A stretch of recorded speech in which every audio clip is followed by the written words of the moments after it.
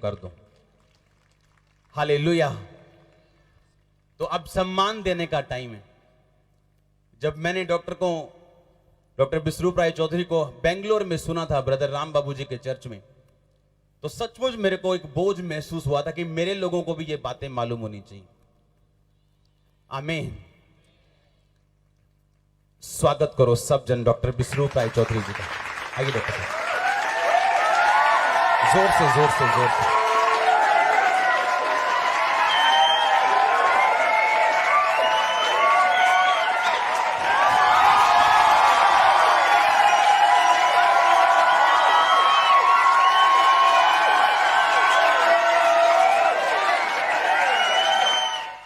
और ये चिन्ह है चर्च की ओर से, जो डॉक्टर साहब को सदा याद रहेगा कि वो हमारी चर्च में है।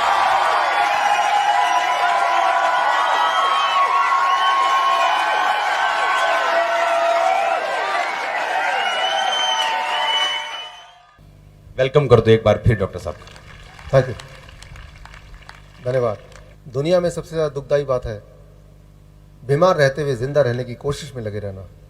मैं डॉक्टर विश्वरूप राय चौधरी आप सबका स्वागत करता हूँ आज की इस ट्रेनिंग में। Thank you. जब मैं यहाँ पे आया, मतलब जालंधर में आया, मुझे लगा कि आज आपको मैं बहुत कुछ दे पाऊँगा, लेकिन यहाँ तो खुशियाँ पहले से ही इतनी ज़्यादा हैं ऑलरेडी। मुझे लग रहा है जितना मैं दे पाऊंगा उससे कई गुना ज़्यादा मैं लेके जाने वाला हूँ।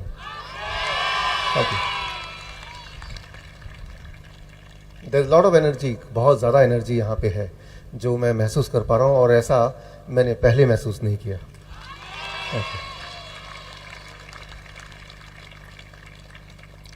एपोस्टल अंकुर जी को जब मैंने पहली बार देखा, जब हमारी मुलाकात हुई बैंगलोर में, उसके बाद थोड़ा और जानने की मैंने कोशिश की इनके फेसबुक और इनके वीडियोस के थ्रू।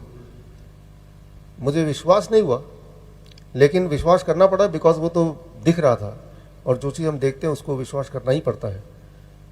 मेरा ज़्यादातर काम वियतनाम में है और मैं इंडो वियतनाम मेडिकल बोर्ड का रिप्रेजेंटेटिव हूँ। मैंने वहाँ पे एपोस्टल अंकुर जी का कार्य बताया, हीलिंग बताई, उन्हें भी विश्वास नहीं हुआ। फिर उनको दिखाया तो उन्हें मानना पड़ा। फिर उन्होंने मेरे ऊपर एक बोझ डाला, एक कर्तव्य डाला कि जब आप अगली बार अंकुर जी से मिलेंगे तो इंडो वियतनाम मेडिकल बोर्ड की तरफ से एक छोटा सा टोकन देंगे। तो मैं वो वियतनाम से लाया हूँ आपके लिए सर।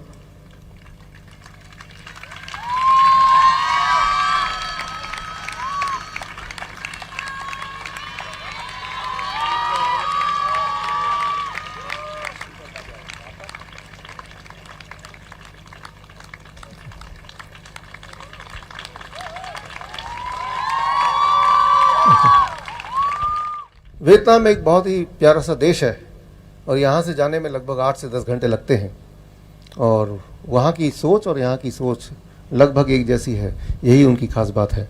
सो कभी आप टाइम निकालें वहाँ के लिए।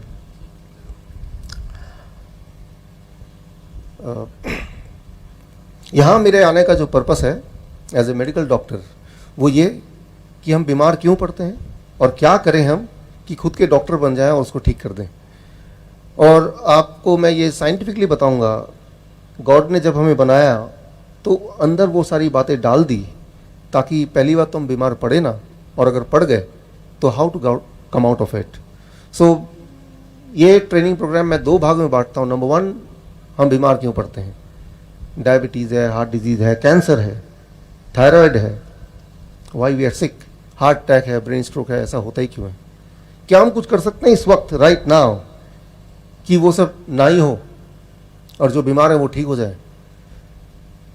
आपको जान के ताज्जुब होगा, God has made our body in such a manner, इस तरह से बनाया है कि हमारे अंदर वो एनर्जी, वो ताकत दी है जिसको हमें यूज़ करना है। तो वो यूज़ कैसे करना है उसके लिए मैं छोटा सा उदाहरण देता हूँ, ये समझाने के लिए कि बीमारी होती क्या है और कैसे उससे यूज़ करना है। अगर आपको समझना है, सिर्फ एक पिक्चर जो आप देख रहे हैं अपने स्क्रीन पे, इसको अगर देखेंगे तो बीमारी क्या है आपको एकदम समझ आ जाएगा।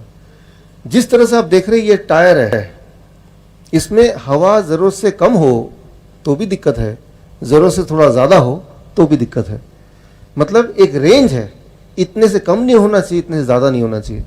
ठीक उसी प्रकार हमारे बॉडी में हर चीज़ का एक रेंज है। ब्लड प्रेशर का रेंज है, ब्लड शुगर का रेंज है, थायराइड का रेंज है, या टेम्परेचर का रेंज है। उस रेंज से जब बाहर हो जाता है तो उसे कहते हैं हम बीमारी। उस रेंज से बाहर होने से क्या करना है, हमें उसको वापस उस रेंज में लाना है, और वो ताकत आपके पास है, आप उसको कर सकते हैं। पहले तो वो रेंज के अंदर हो, और अगर बाहर चला गया है तो उसे हम बीमारी कहते हैं। For example blood sugar. Blood sugar का मतलब क्या है? ब्लड में शुगर। तो वो हर एक के बॉडी में है। इस वक्त आप मेरी बात को सुन पा रहे हैं, समझ पा रहे हैं, सोच पा रहे हैं। आप अपने जीवन के हर पल में जिंदा रहने के लिए एनर्जी का इस्तेमाल कर रहे हैं। वो एनर्जी कहाँ से आ रही है? आपके बॉडी में जो खून दौड़ रहा है वो खून के साथ शुगर है, ग्लूकोज जिसको बोलते हैं। वो शुगर बॉडी के हर सेल में जाता है और सेल उसको बर्न करता है, जिससे हमें एनर्जी आती है। तो शुगर अच्छा होता है कि बुरा होता है? It is something good. उसके बिना एक पल भी हम जिंदा नहीं रह सकते। That is a source of energy. लेकिन वो एनर्जी ब्लड के थ्रू जाता है। लेकिन अगर वो ज़रूरत से ज़्यादा हो, टायर की हवा की तरह, या ज़रूरत से कम हो, तो उसे कहते हैं डायबिटीज़, हाई ब्लड शुगर या low blood sugar, diabetes. Diabetes में क्या बहुत सारी बीमारियां होती हैं। जिन लोगों को ब्लड शुगर रहता है ज़्यादा तो काफ़ी समय तक उनको हार्ट की बीमारी, किडनी की बीमारी, लीवर की बीमारी, ट्यूमर, स्टोन, कोई भी बीमारी होने की जो संभावना है वो थोड़ी और बढ़ जाती है। नॉर्मल शुगर मतलब लेस डिजीज़, कम बीमारी। ज़्यादा शुगर मतलब ज़्यादा बीमारी। ये एक छोटी सी बात है। लेकिन यहाँ सबसे इंपॉर्टेंट बात, ये जो आज मैं पूरा बोलने वाला हूँ उसमें सबसे इंपॉर्टेंट बात अभी जो बोलने वाला वो ये, कितने शुगर को हम ज़्यादा शुगर बोलें। ये बात 1979 से पहले इंसानियत को नहीं पता थी। इंसान को सिर्फ इतना पता था किसी के बॉडी में, खून में ज़्यादा शुगर होगा तो ज़्यादा बीमार पड़ेगा। लेकिन ज़्यादा का डेफिनेशन क्या है, किस चीज़ को हम ज़्यादा बोलेंगे, ये बात नहीं पता थी। 1979 में पहली बार एक आंकड़ा आया, एंड वो आंकड़ा है 200 mg पर डेसीलीटर। किसी के शरीर में, खून में अगर 200 से ज़्यादा शुगर है उसे हाई शुगर बोलेंगे। और 200 का मतलब क्या है, मैं सिंपल भाषा में आपको समझाता हूँ। मान लीजिए ये 1 लीटर का बॉटल है, पानी का बॉटल। अब मेरा बॉडी का वेट है 70 kg। इसमें अपने बॉडी से सारा खून अगर निकाल दूं तो इसमें करीब 5 लीटर खून होगा। तो ये 1 लीटर का बॉटल है, तो कितने से बॉटल चाहिए सारा खून को बॉटल में डालने के लिए? कितने बॉटल चाहिए होंगे? 5 बॉटल चाहिए। अब किसी एक बॉटल से अगर 1 बूंद मैं खून निकालता हूँ, उसे ग्लूकोमीटर में डालता हूँ, तो जो रीडिंग आएगी, अगर वो 200 रीडिंग आती है, इसका मतलब मेरे 1 लीटर खून में 2 ग्राम शुगर है। 200 अगर रीडिंग आती है आपकी ग्लूकोमीटर में, उसका मतलब सिर्फ इतना कि आपके 1 लीटर खून में 2 ग्राम शुगर है। गॉड ने जो आपको अलाउ किया है कि आपके हर लीटर के खून में 2 ग्राम शुगर होना अलाउड है। ठीक उसी प्रकार जिस प्रकार मोटरसाइकिल में 2 जन चढ़ना अलाउड है यहाँ के ट्रैफिक के नियमों के मुताबिक। उससे ज़्यादा लोग ट्रैवल करेंगे तो क्या होगा? एक्सीडेंट होगा, कई सारी दिक्कतें आएंगी। ठीक उसी तरह से हमारे खून में हर लीटर में 2 ग्राम शुगर से ज़्यादा ना हो। ज़्यादा होगा और काफ़ी समय तक होगा तो वो बॉडी के लिए एक बोझ होगा। और जब बोझ होगा तो हमारी सारे जो ऑर्गन है, हार्ट है, लिवर है, किडनी है, वो कम काम करेंगे, वो जल्दी थक जाएंगे, जिसे हम कहते हैं हार्ट डिजीज़, जिसे हम कहते हैं किडनी फेलियर, जिसे हम कहते हैं लिवर डिजीज़। ये सारी बीमारियाँ अलग अलग नहीं हैं। ये सारी बीमारियों का मूल एक ही है। किसी भी ऑर्गन में ज़्यादा बोझ डालेंगे तो वो थोड़े समय में वो थक जाएगा, जिसे आप बीमारी बोलते हैं। अगर इतनी बात हम समझ लें तो हमारे लिए इसको ठीक करना, इसको वापस करना बड़ा ही आसान है, बहुत ही इंटरेस्टिंग भी है और बहुत ही कम समय में इसको आप कर सकते हैं। साइंस, इसे कहते हैं साइंस, यहाँ तक तो है। 1 लीटर खून में 2 ग्राम या उससे कम शुगर, उससे ज़्यादा होगा तो उसको बोल देंगे डायबिटीज़, यानी कि बोझ ज़्यादा है। ये पाया गया 1979 में। लेकिन उसके बाद आगे 1997 में और 96 के बाद 200 को कर दिया गया 126, फिर 126 को कर दिया गया 100। यानी कि अभी अगर आप डॉक्टर के पास जाएंगे तो 100 से ज़्यादा रीडिंग को भी बोल देंगे कि आपको तो दवा पे जाना चाहिए। 100 का मतलब हुआ कि आपके 1 लीटर खून में कितने ग्राम शुगर होना चाहिए? 1 ग्राम, 1 ग्राम। सो आप गौर से देखेंगे तो आप पाएंगे समय के साथ साथ जो आंकड़ा है वो कम होता जा रहा है, कम होता जा रहा है, कम होता जा रहा है। 200 से शुरुआत हुई थी, आज की तारीख में वो 100 तक पहुंच गया।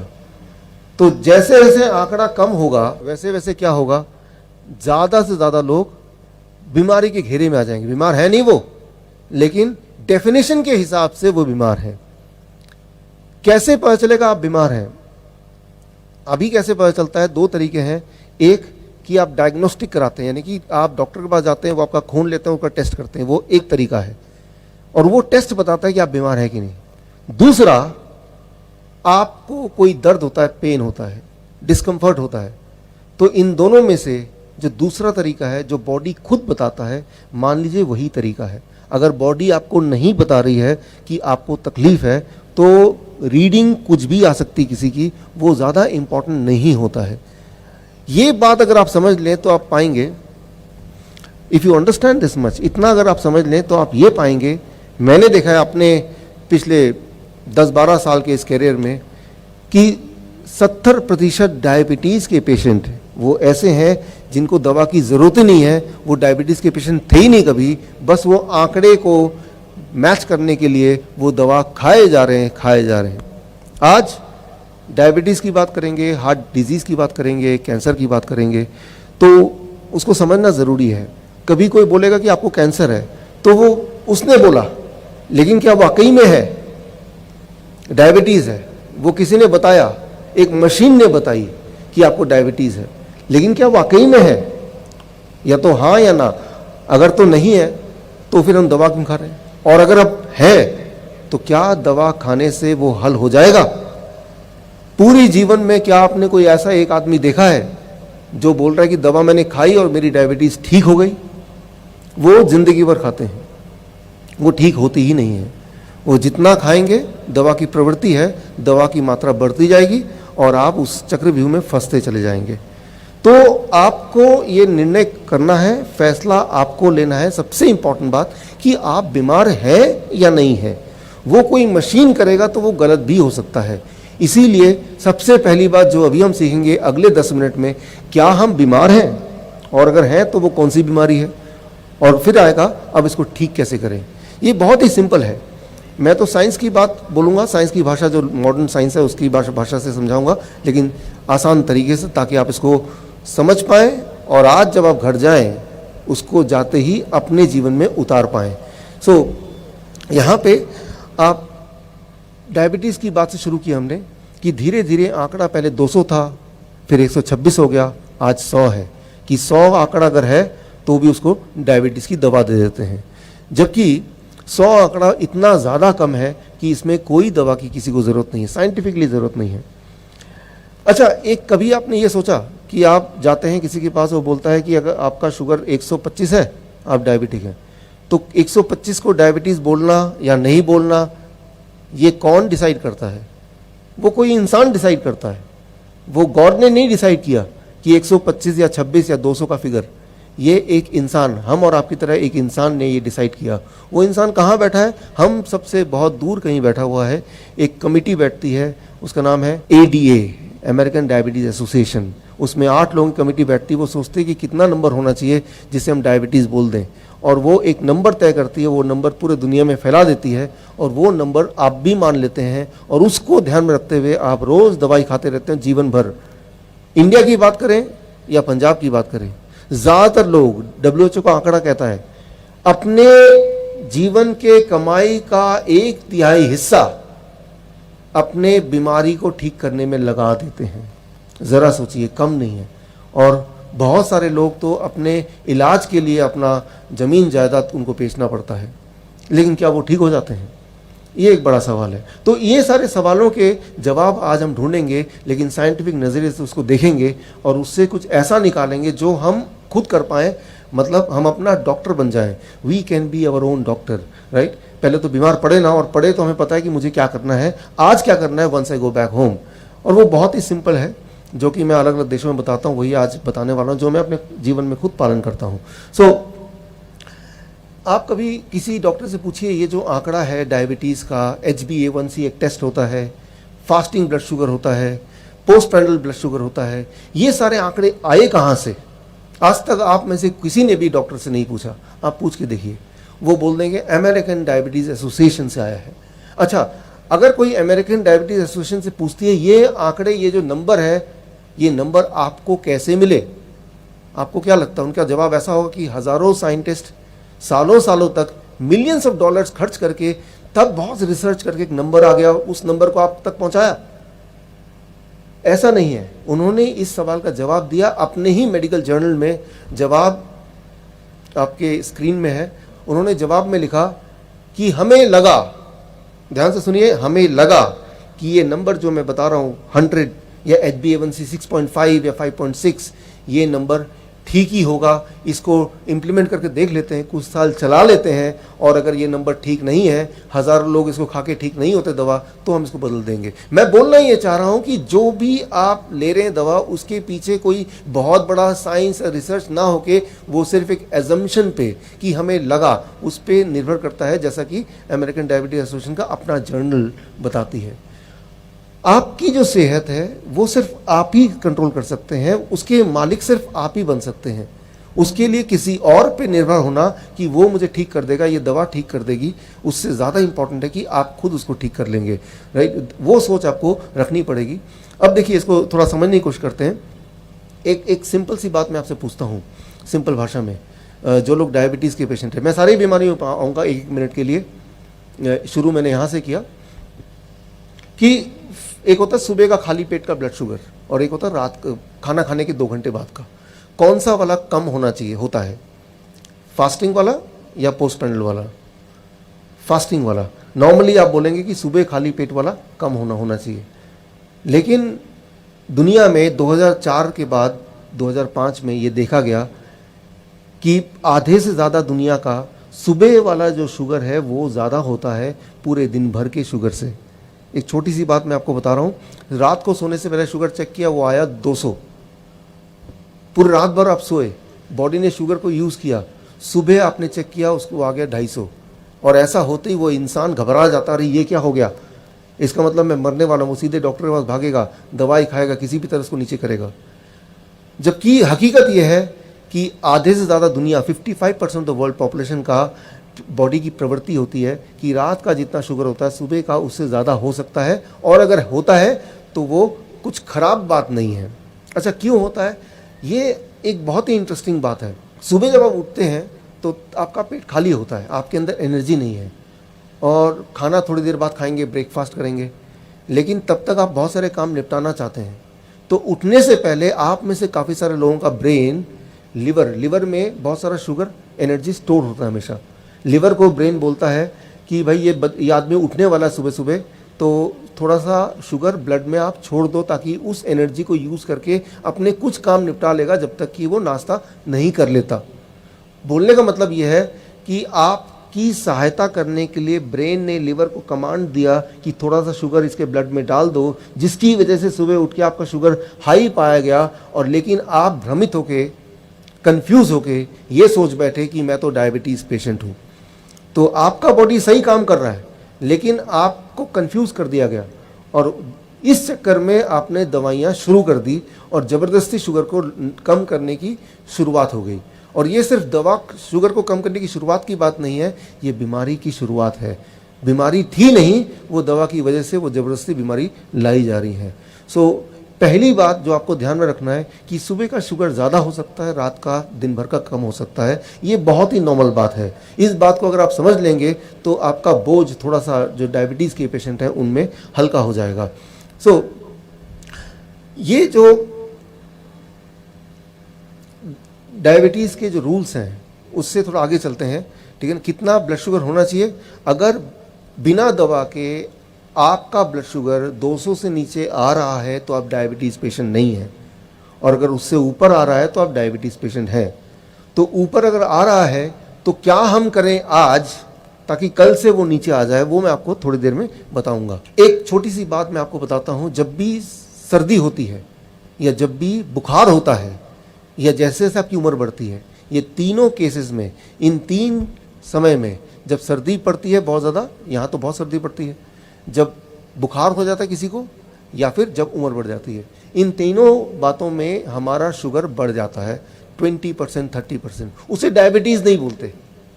अब होता क्या है, मैं देखता हूँ कितने पेशेंट होते हैं कि जैसे ही बुखार हुआ डॉक्टर के पास गया, डॉक्टर ने क्या बुखार का इलाज ना करके उसका शुगर टेस्ट किया, शुगर तो ज़्यादा आएगा, बुखार में शुगर ज़्यादा आता है।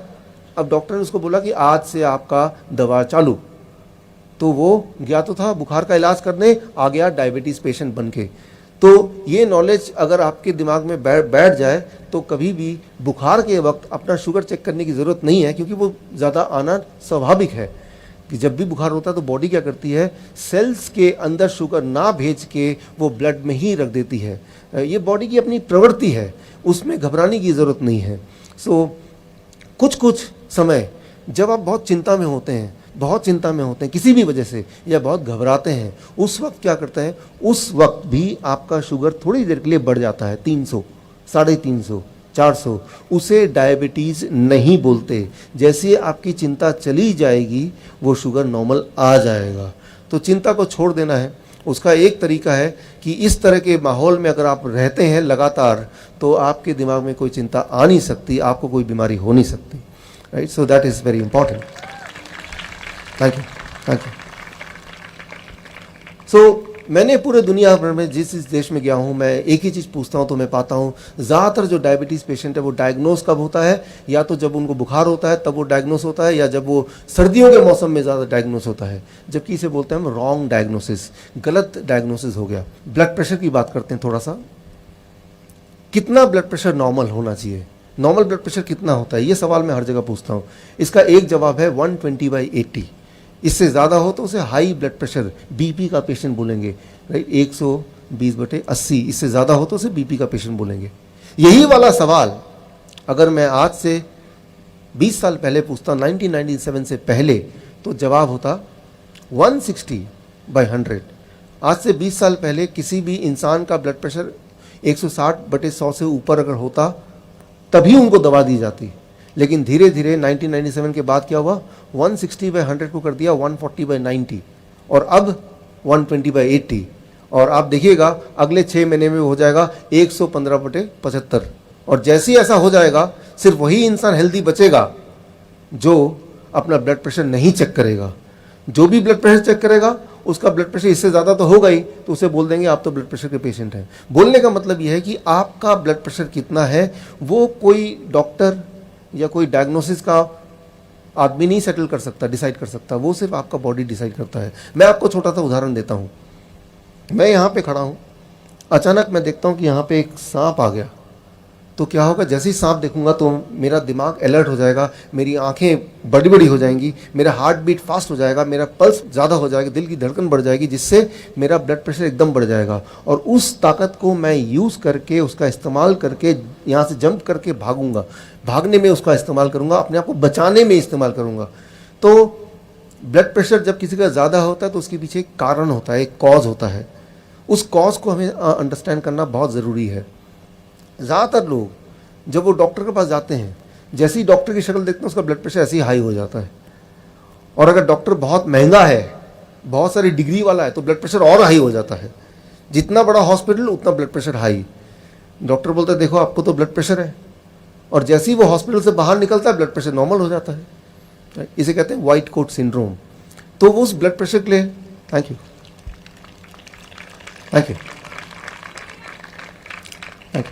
उस ब्लड प्रेशर के लिए आप जिम्मेवार नहीं है, वो डॉक्टर जिम्मेवार है। तो आप ब्लड प्रेशर के पेशेंट नहीं है। 80% जो ब्लड प्रेशर के पेशेंट हैं, अगर वो घर पे खुद ही ब्लड प्रेशर चेक करें तो वो पेशेंट नहीं पाए जाएंगे। 80% पेशेंट जो है, 80% पेशेंट। अब आजकल जब भी मैं जाता हूँ, सिर्फ भारत की बात नहीं कर रहा हूँ, जहाँ जाता हूँ, डॉक्टर बोलता कुछ भी कर लो, आपको 120/80 को मेंटेन करना ही करना है। इतना होना ही चाहिए, इससे ज़्यादा होगा तो हार्ट अटैक आ सकता है, ब्रेन स्ट्रोक हो सकता है, बहुत सारी चीज़ें हो जाएंगी। चलिए मैं आपसे एक सवाल पूछता हूँ, आपके शहर में जालंधर में अगर मुझे सेफली गाड़ी ड्राइव करनी है तो कितना स्पीड होना चाहिए? मान लीजिए कोई बोलेगा 30 किलोमीटर पर आवर, कोई बोलेगा 50 किलोमीटर पर आवर। कोई बोलेगा 20 किलोमीटर पर आवर। मान लो मैं 30 kilometre per hour is a safe driving speed. मैं अपनी गाड़ी को इस तरह से फिट करता हूँ कि जब भी मैं स्टार्ट करूँ वो 30 किलोमीटर पर आवर में ही चले, ना कम ना ज़्यादा। क्या ये सेफ ड्राइविंग स्पीड होगा? ये बहुत ही डेंजरस होगा। एज एन एक्सपर्ट ड्राइवर आपको पता है कि मौके को देख के, सराउंडिंग को देख के, कब कितना आपकी स्पीड होनी चाहिए आप डिसाइड करते हैं। वो लगातार बदलते रहता है, राइट। कभी जब ओवरटेक कर रहे हैं तो 100 की स्पीड भी करनी पड़ती है, कभी ज़्यादा भीड़ है तो 10 की स्पीड भी करनी पड़ती है। कोई एक स्पीड पे गाड़ी को रखना बहुत ज़्यादा खतरनाक है।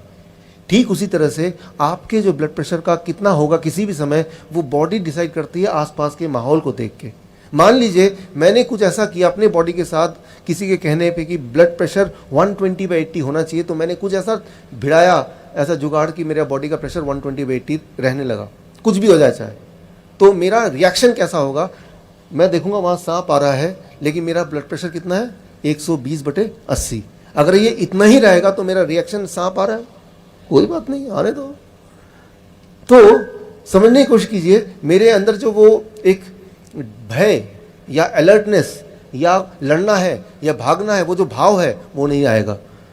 तो गॉड ने हमें जो ये एक ड्राइवर बिठाया हमारे बॉडी के अंदर, वो ड्राइवर लगातार बताता है कि भाई एक एक्सपर्ट ड्राइवर कि कितना ब्लड प्रेशर होना चाहिए, कितना ब्लड शुगर होना चाहिए, उससे छेड़छाड़ करने की ज़रूरत नहीं। वो जो ड्राइवर है वो ड्राइवर बहुत ही ज़्यादा अलर्ट ड्राइवर है और बहुत ही ज़्यादा स्किलफुल ड्राइवर है, राइट। सो मतलब ये कि अगली बार जब आप हॉस्पिटल जाएंगे, जैसे ही डॉक्टर को देखेंगे ब्लड प्रेशर ज़्यादा हो गया, तो मतलब आपका बॉडी बोल रहा है भागो यहाँ से, निकल लो यहाँ से। जैसे ही आप बाहर निकले ब्लड प्रेशर नॉर्मल हो गया। तो मैं आपको ये बताना चाह रहा हूँ, पहले डायबिटीज़ की बात की, अब ब्लड प्रेशर की बात कर रहा हूँ, कि आपका जो भी ब्लड प्रेशर है वो आपकी बॉडी डिसाइड करती है बहुत सारी चीज़ों को देखते हुए। लेकिन अगर आपका ब्लड प्रेशर 160/100 से ज़्यादा है, 160/100, इससे ज़्यादा अगर आपका ब्लड प्रेशर नॉर्मली रहता है, इसका मतलब थोड़ा बहुत गड़बड़ है। लेकिन उसको कम कैसे करें, उसको कम करने का तरकीब मैं आपको बताऊंगा थोड़ी देर में, और 1-2 दिन में वो कम हो जाएगा और कम रहेगा भी, राइट। सो अदरवाइज जो ब्लड प्रेशर अगर 160/100 से नीचे नॉर्मली रहता है तो फिर वो 140 हो या 130 हो, नॉर्मली रहता है। नॉर्मली मीन्स पूरा दिन भर में, कभी एक बार कभी चिंता में है, कहीं लेट हो रहे हैं, किसी से थोड़ा झगड़ा हो गया है, उस वक्त बॉडी एज ए रिएक्शन आपका ब्लड प्रेशर बढ़ाएगा ही, राइट। तो या कोई ऐसा आदमी जिसको पसंद नहीं करते, जब वो पास में दिखेगा तब भी थोड़ा बढ़ जाएगा, तो उसको हाई ब्लड प्रेशर नहीं बोलेंगे। मैंने तो यही देखा है कि 80% लोग उनको दवा यूं ही ले रहे हैं क्योंकि किसी ने बता दिया कि आपको लेना चाहिए, जबकि वो दवा उनको लगातार नुकसान करते जा रही है। अब एक इंटरेस्टिंग टॉपिक है, सबसे इंटरेस्टिंग टॉपिक मुझे लगता है वो है कोलेस्ट्रॉल की दवा। 1978 की बात करें, 1978 का मेडिकल बुक आप उठाएं, हैरिसन प्रिंसिपल ऑफ मेडिसिन, 1978 में जब पढ़ाई की जाती थी तब बोलते थे कोलेस्ट्रॉल अगर 300 से ज़्यादा है तो उसे हाई कोलेस्ट्रॉल बोलेंगे। उसके बाद 300 को कर दिया 240 कुछ साल पहले तक, और आज है 200 से ज़्यादा है तो भी, राइट। और आज का जो आंकड़ा है वो 200 भी नहीं, या तो 200 से ज़्यादा है, या किसी की उम्र अगर 40 साल से ज़्यादा है तो उसका कोलेस्ट्रॉल कुछ भी क्यों ना हो, उसे फिर भी कोलेस्ट्रॉल की मेडिसिन लेनी ही चाहिए। सो इसका मतलब है कि आज से अभी का जो माहौल है कि कोई भी इंसान जिसकी उम्र 40 साल से ज़्यादा है तो वो बीमार मान लिया गया है, कि मतलब वो हेल्दी हो ही नहीं सकता, उसको कोलेस्ट्रॉल की दवा देनी ही चाहिए। यहाँ मैं एक बहुत इंपॉर्टेंट बात बताना चाहता हूँ आपको, इसको समझने के लिए जस्ट एक एग्जाम्पल दे रहा हूँ आपको। अंडा एक माहौल में रहता है, एक टेम्परेचर में रहता है, कुछ समय बाद उसके अंदर से एक चिड़िया निकल जाती है। उसके अंदर ऐसा क्या है कि अंडे में से एक चिड़िया निकल जाती है? कभी सोचा आपने? आप एक काम कीजिए, उस अंडे को आप लैब में दीजिए, लैब में लेके बोलिए भाई ये अंडे के ऐसा क्या निकल जाता है कि चिड़िया बन जाती है। अगर उसका माहौल दें, टेम्परेचर दें, उसको घुमाया जाए, एक कंडीशन में रखें तो उसके अंदर से एक चिड़िया निकलती है। लेकिन ऐसा क्या है उसके अंदर? सबसे ज़्यादा क्या है, आपको हैरानी होगी, 68% जो उसके अंदर है एनर्जी, जिसकी वजह से वो ज़िंदगी बनती है, वो है कोलेस्ट्रॉल। कोलेस्ट्रॉल ना हो तो ज़िंदगी ना हो, राइट। सो कोलेस्ट्रॉल कोई ख़राब चीज़ नहीं है। आपके बॉडी में बाल लंबे होते हैं, स्किन बदलती है, नाखून बदलते हैं, खून भी हर 3-3 महीने बाद, 4-4 महीने में बदल जाता है, राइट। केमिकल रिएक्शन होते हैं। ऐसा कोई केमिकल रिएक्शन नहीं है, ऐसा कोई बॉडी का पार्ट नहीं है जिसके बनते वक्त कोलेस्ट्रॉल की ज़रूरत ना हो। ऐसा कोई अंग है ही नहीं, ऐसा कोई केमिकल रिएक्शन है ही नहीं। कोलेस्ट्रॉल नहीं तो जीवन नहीं, राइट। तो लेकिन हम क्या कर रहे हैं कि कोलेस्ट्रॉल की गोली खा के ज़बरदस्ती कोलेस्ट्रॉल को कम करने की कोशिश कर रहे हैं। आप गौर करेंगे, जो लोग आप में से कोलेस्ट्रॉल की दवा लेते हैं, दवा लेने के बाद क्या होता है, दवा लेने के बाद दवा लेने का सिलसिला शुरू हो जाता है। एक बड़ी अच्छी इंटरेस्टिंग बात है दवा बेचने वालों के लिए, कोलेस्ट्रॉल की दवा लेंगे तो कुछ दिन बाद ब्लड प्रेशर की गोली खानी ही पड़ेगी। कोलेस्ट्रॉल की दवा का साइड इफेक्ट है वो ब्लड प्रेशर बढ़ा देता है, और उसके कुछ दिन बाद डायबिटीज़ की दवा लेनी ही पड़ेगी क्योंकि उसका साइड इफेक्ट है वो शुगर को भी बढ़ा देता है। यानी कि आप एक दवा शुरू करते हैं, फिर 2, फिर 3, और ये तो नॉर्मल बात है हर एक के लिए। कोई भी इंसान आप में से ऐसा नहीं होगा जो सिर्फ एक दवा लेता हो। एक से शुरुआत होती है लेकिन वो बढ़ती जाती है। तो यहाँ पे मैं सिर्फ इतना बताना चाहूँगा, इस उदाहरण से आप स्क्रीन पे देखिए कि एक टाइम था जो 300 से ज़्यादा अगर किसी की कोलेस्ट्रॉल हो, उसी को हाई कोलेस्ट्रॉल मानते थे, उसको फिर 250 कर दिया, फिर 200 कर दिया, और अब 200 के अलावा एक और चीज़ कि 40 साल से अगर ज़्यादा आपकी उम्र है और अगर आप गलती से चले गए हॉस्पिटल तो आपको नॉर्मली एक कोलेस्ट्रॉल की दवा तो लिख ही देंगे। लेकिन वो बहुत ही ख़तरनाक बात है क्योंकि हम हमारे बॉडी की जो सबसे ज़्यादा महत्वपूर्ण चीज़ है उसको हम घटाना चाह रहे हैं। वो क्यों घटाना चाह रहे हैं, उसका थ्योरी क्या है, उसका लॉजिक क्या है, उसका साइंस क्या है, उसको आपको देखना है। क्योंकि आपके बॉडी के लिए जो जिम्मेदारी है, रिस्पॉन्सिबिलिटी है, वो किसी की नहीं है, वो सिर्फ आपकी है। सो अगर वो रिस्पॉन्सिबिलिटी आपकी है तो आपको ये जानना ज़रूरी है कि ये जो मैं ले रहा हूँ वो क्यों ले रहा हूँ, सिर्फ इसलिए ले रहा हूँ कि किसी ने बोला है, राइट। सो अगर ऐसा है तो उसको बदलना ज़रूरी है, because that is your life. So मैं तो एक उदाहरण देता हूँ, सोचता हूँ मैं कि स्कूल में पासिंग परसेंटेज कितना है। मान लो एक बच्चा 35% से ऊपर ना मार्क्स आते हैं तो उसे बोलते हैं कि आप पास हो गए। एक दिन प्रिंसिपल को सपना आया, उसने बोला आज से जो 80% से ज़्यादा मार्क्स आएगा उसी को हम पास बोलेंगे। तो क्या होगा, पूरे स्कूल में ज़्यादा बच्चे फेल होने लगेंगे।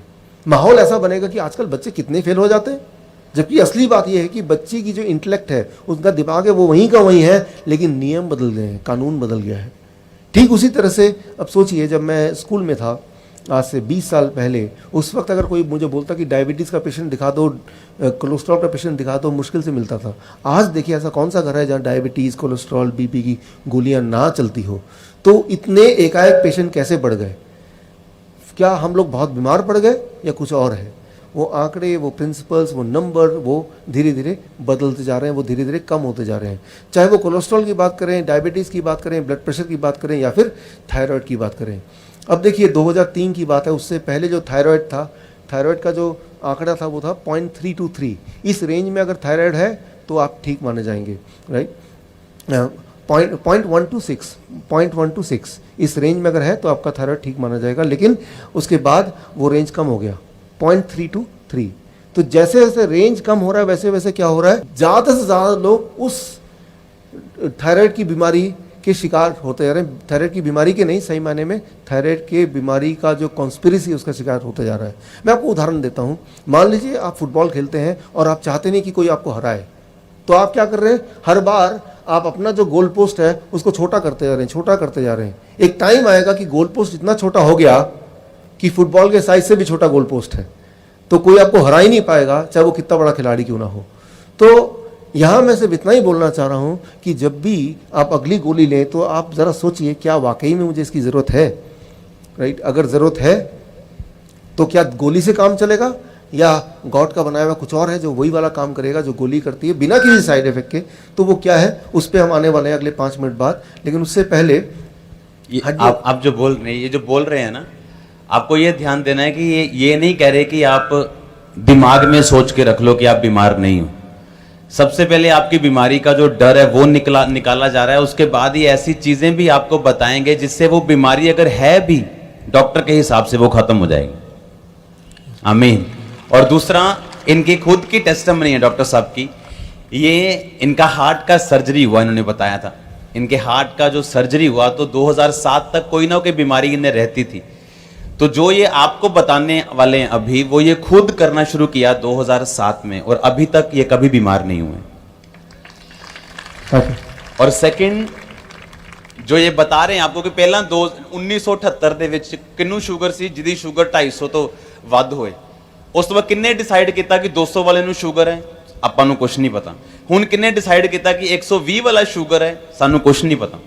ਉਹ ਕਹਿੰਦੇ ਉਹ ਲੋਕ ਡਿਸਾਈਡ ਕਰ ਰਹੇ ਆ ਜਿਹੜੇ ਆਪਣੇ ਮਨ ਨਾਲ ਡਿਸਾਈਡ ਕਰ ਰਹੇ। ਇਹਦੇ ਪਿੱਛੇ ਕੋਈ ਬਹੁਤ ਵੱਡੀ ਸਾਇੰਟੀਫਿਕ ਸਟੱਡੀ ਨਹੀਂ ਹੈ ਕਿ 120 ਤੋਂ ਉੱਪਰ ਵਾਲੇ ਨੂੰ ਸ਼ੂਗਰ ਹੈਗੀ। ਕਿੰਨਾਂ ਨੂੰ ਗੱਲ ਸਮਝ ਆ ਰਹੀ ਹੈ ਵਾਲੀ?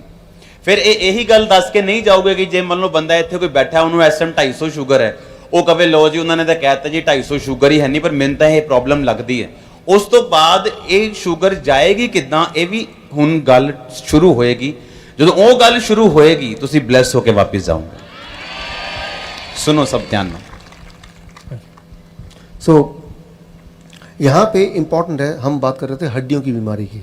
यहाँ पे सबसे ज़्यादा हड्डियों की बीमारी है भारत में ऑस्टियोपोरोसिस। तो हड्डियों की बीमारी का जो कहानी है वो भी डायबिटीज़ की तरह, ब्लड प्रेशर की तरह, बाकी बीमारियों की तरह ही है कि धीरे धीरे उसका डायग्नोस्टिक प्रोसीजर है वो आंकड़े कम करते गए, और जैसे जैसे आंकड़ों को कम होता गया वैसे वैसे बीमार लोग ज़्यादा, या ऐसे लोगों को लेबल कर दे कि आप बीमार हैं।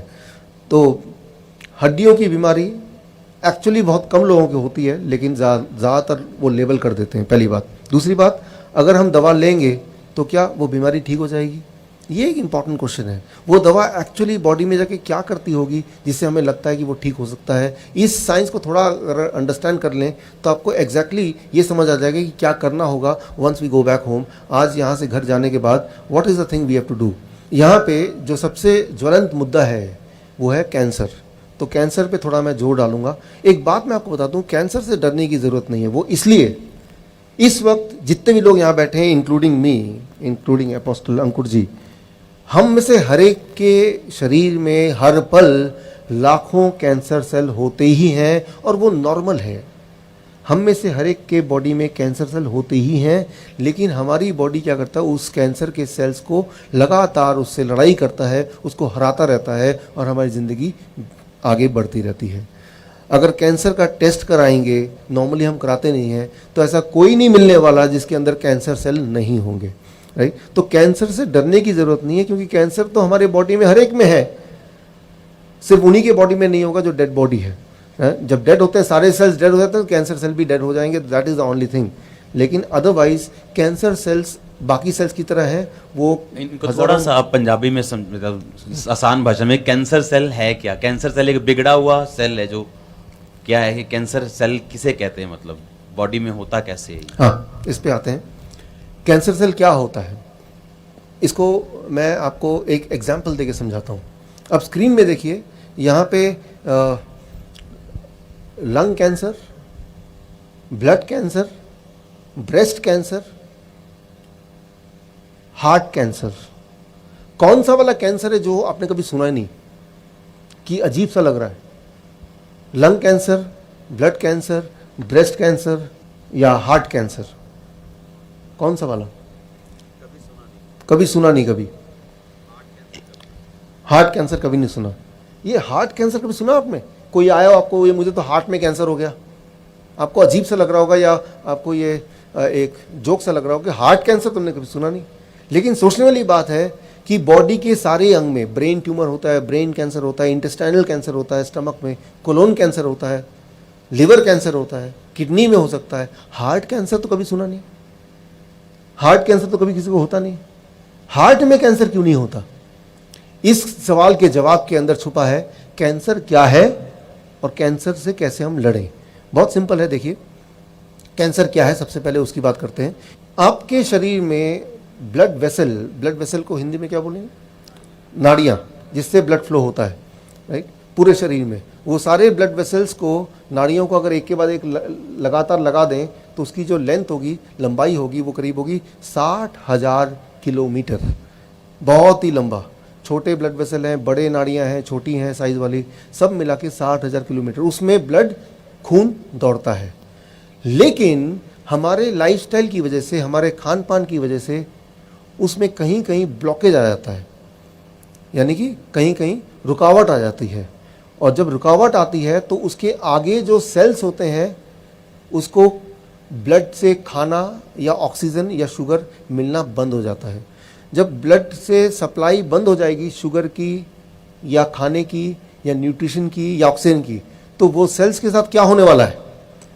वो सेल्स नॉर्मली मर जाएंगे, और जब वो सेल्स मर जाएंगे तो उस वाले ऑर्गन में आपको तकलीफ होगी, दर्द होगा, और वो आपको पेन होगा, डिस्कम्फर्ट होगा। सो ये तो हुई एक बात।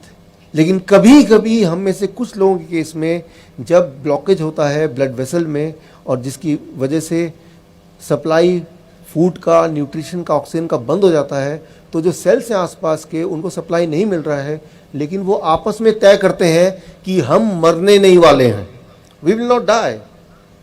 चाहे बॉडी ने सप्लाई बंद कर दिया है, बॉडी हमारी मदद नहीं कर रही है, हमें सप्लाई नहीं दे रही है, लेकिन वो आपस में गुट बना लेते हैं कि हम मरेंगे नहीं। तो फिर क्या करेंगे? तो वो क्या करते हैं, आप देखिए स्क्रीन पे, वो अपने लिए चोरी वाला रास्ता बनाते हैं कहीं और से खाना, ऑक्सीजन, न्यूट्रिशन चुराने के लिए। इसे मेडिकल भाषा में बोलेंगे एंजियोजेनेसिस। तो वो जो सेल्स हैं जिनको खाना देना बॉडी ने बंद कर दिया क्योंकि ब्लॉकेज था, वो सेल्स आपस में मिलके एक ऐसा चोर रास्ता बनाते हैं जिस चोर रास्ते की वजह से वो कहीं और से खाना वगैरह चुरा सकते हैं, ऑक्सीजन की सप्लाई ले सकते हैं और ज़िंदा रह सकते हैं। ये तो हुई एक बात। आप एक उदाहरण लीजिए, एक कॉलेज का अच्छा छात्र है, यूनिवर्सिटी का स्टूडेंट है, उसके पास पैसे नहीं है फीस भरने के लिए, सोचता है कि मैं बैंक में डाका डालता हूँ, करीब मुझे 10,000 रुपये चाहिए। लेकिन बैंक में जब डाका डाल रहा है, सामने लाखों रुपए पड़े हैं, आपको क्या लगता है, एक वो 10,000 रुपये गिनेगा और भाग जाएगा, या दो वो जितने पैसे हाथ में आए वो सारा पैसा लेगा फिर भागेगा? पहला या दूसरा? ज़्यादातर लोग क्या करेंगे, अच्छा जितना आया उतना ही लेके भागेगा। वो 10,000 रुपये चुराएगा तब भी वो सजा है, 10 लाख रुपए चुराएगा तब भी वो सजा है। तो जब कोई चोरी पे आता है तो उसका जो कारण क्या था चोरी का करने का, वो अक्सर लोग भूल जाते हैं। ठीक उसी तरह से ये सेल्स के साथ होता है। जब वो चोरी का रास्ता बनाते हैं तो फिर वो रेगुलेशन नहीं होता कितनी सप्लाई मिलनी है, फिर उनको बाकी सेल्स के मुताबिक ऑक्सीजन, फूड, न्यूट्रिशन कई गुना ज़्यादा मिलने लगती है ऑटोमेटिकली। ज़रा सोच के बताइए, ज़्यादा सप्लाई मिलने से क्या होने वाला है? वो एकदम से वो बढ़ने लगता है, बड़ा होने लगता है। इसे कहते हैं ट्यूमर। जब वो बड़ा होगा तो क्या कि हमारे बॉडी में जगह सीमित है, बहुत जगह तो है नहीं, तो कुछ सेल्स बोलेंगे यहाँ तो जगह है नहीं, वो सोचेंगे मैं कहीं और जाके रहता हूँ। कैसे? अब इसको देखिए अगले स्लाइड में। तो कुछ सेल्स जिनकी जगह जिनको नहीं मिल रही है बढ़ने के लिए, तो वो ब्लड में जाते हैं और ब्लड में ट्रेवल करके वो किसी और जगह, हार्ट में, लंग्स में, वो सेल्स वहाँ चले जाते हैं और वहाँ जाके भी वो बढ़ने लगते हैं और पूरे बॉडी में फैल जाते हैं, और पूरे बॉडी में वो वही वाला काम करते हैं, वो बढ़ने लगते हैं, तेज़ी से ग्रो करते हैं। इसे बोलते हैं कैंसर, राइट। अब यहाँ पे एक इम्पॉर्टेंट बात है, इसको मैं आपको आपके उदाहरण से समझाने की कोशिश करता हूँ। मान लीजिए मेरा एक दोस्त आपके घर आ रहा है और वो आपके घर पहुंचा, राइट। आप और हम एक दूसरे के बहुत अच्छे दोस्त हैं, और वो जालंधर आया और नॉक किया, आपने दरवाज़ा खोला, उसने बोला कि मैं डॉक्टर साहब का दोस्त हूँ और आज यहीं रुकना है, लेकिन आपको पता नहीं कि वो मेरा दोस्त है कि नहीं। तो आप क्या करेंगे? आप बोलेंगे आइए बैठिए, लेकिन तब आप चुपके से फ़ोन मिलाएंगे मुझे, डॉक्टर साहब एक आदमी आया है, वो आपका नाम ले रहा है, क्या इसे अंदर आने दूँ? तो मैं बोलूँगा हाँ मेरा दोस्त है, इसको अंदर आने दो। तो कंफर्म हो गया, वो रह सकता है। ये क्या है? Signalling system. आपने सिग्नल भेजा कि ये सही है कि गलत है, मैंने उसको कंफर्म किया, हाँ ये ठीक आदमी है, चोर नहीं है, इसको घर में रुकवा सकते हैं। ये तो हुई एक बात। अब इमेजिन कीजिए, अचानक आपके घर में सुबह सुबह एक नॉक करता है कोई आदमी, और जब खोलते हैं तो बोलते हैं भाई डॉक्टर साहब ने मुझे भेजा है और आज यहीं रुकना चाहता हूँ, और आप उसको बोलते हैं बैठिए और फ़ोन लगाते हैं, लेकिन फ़ोन का सिग्नल नहीं मिलता है। अब आप क्या करेंगे? उसको भगा देंगे या बोलेंगे आप बैठिए?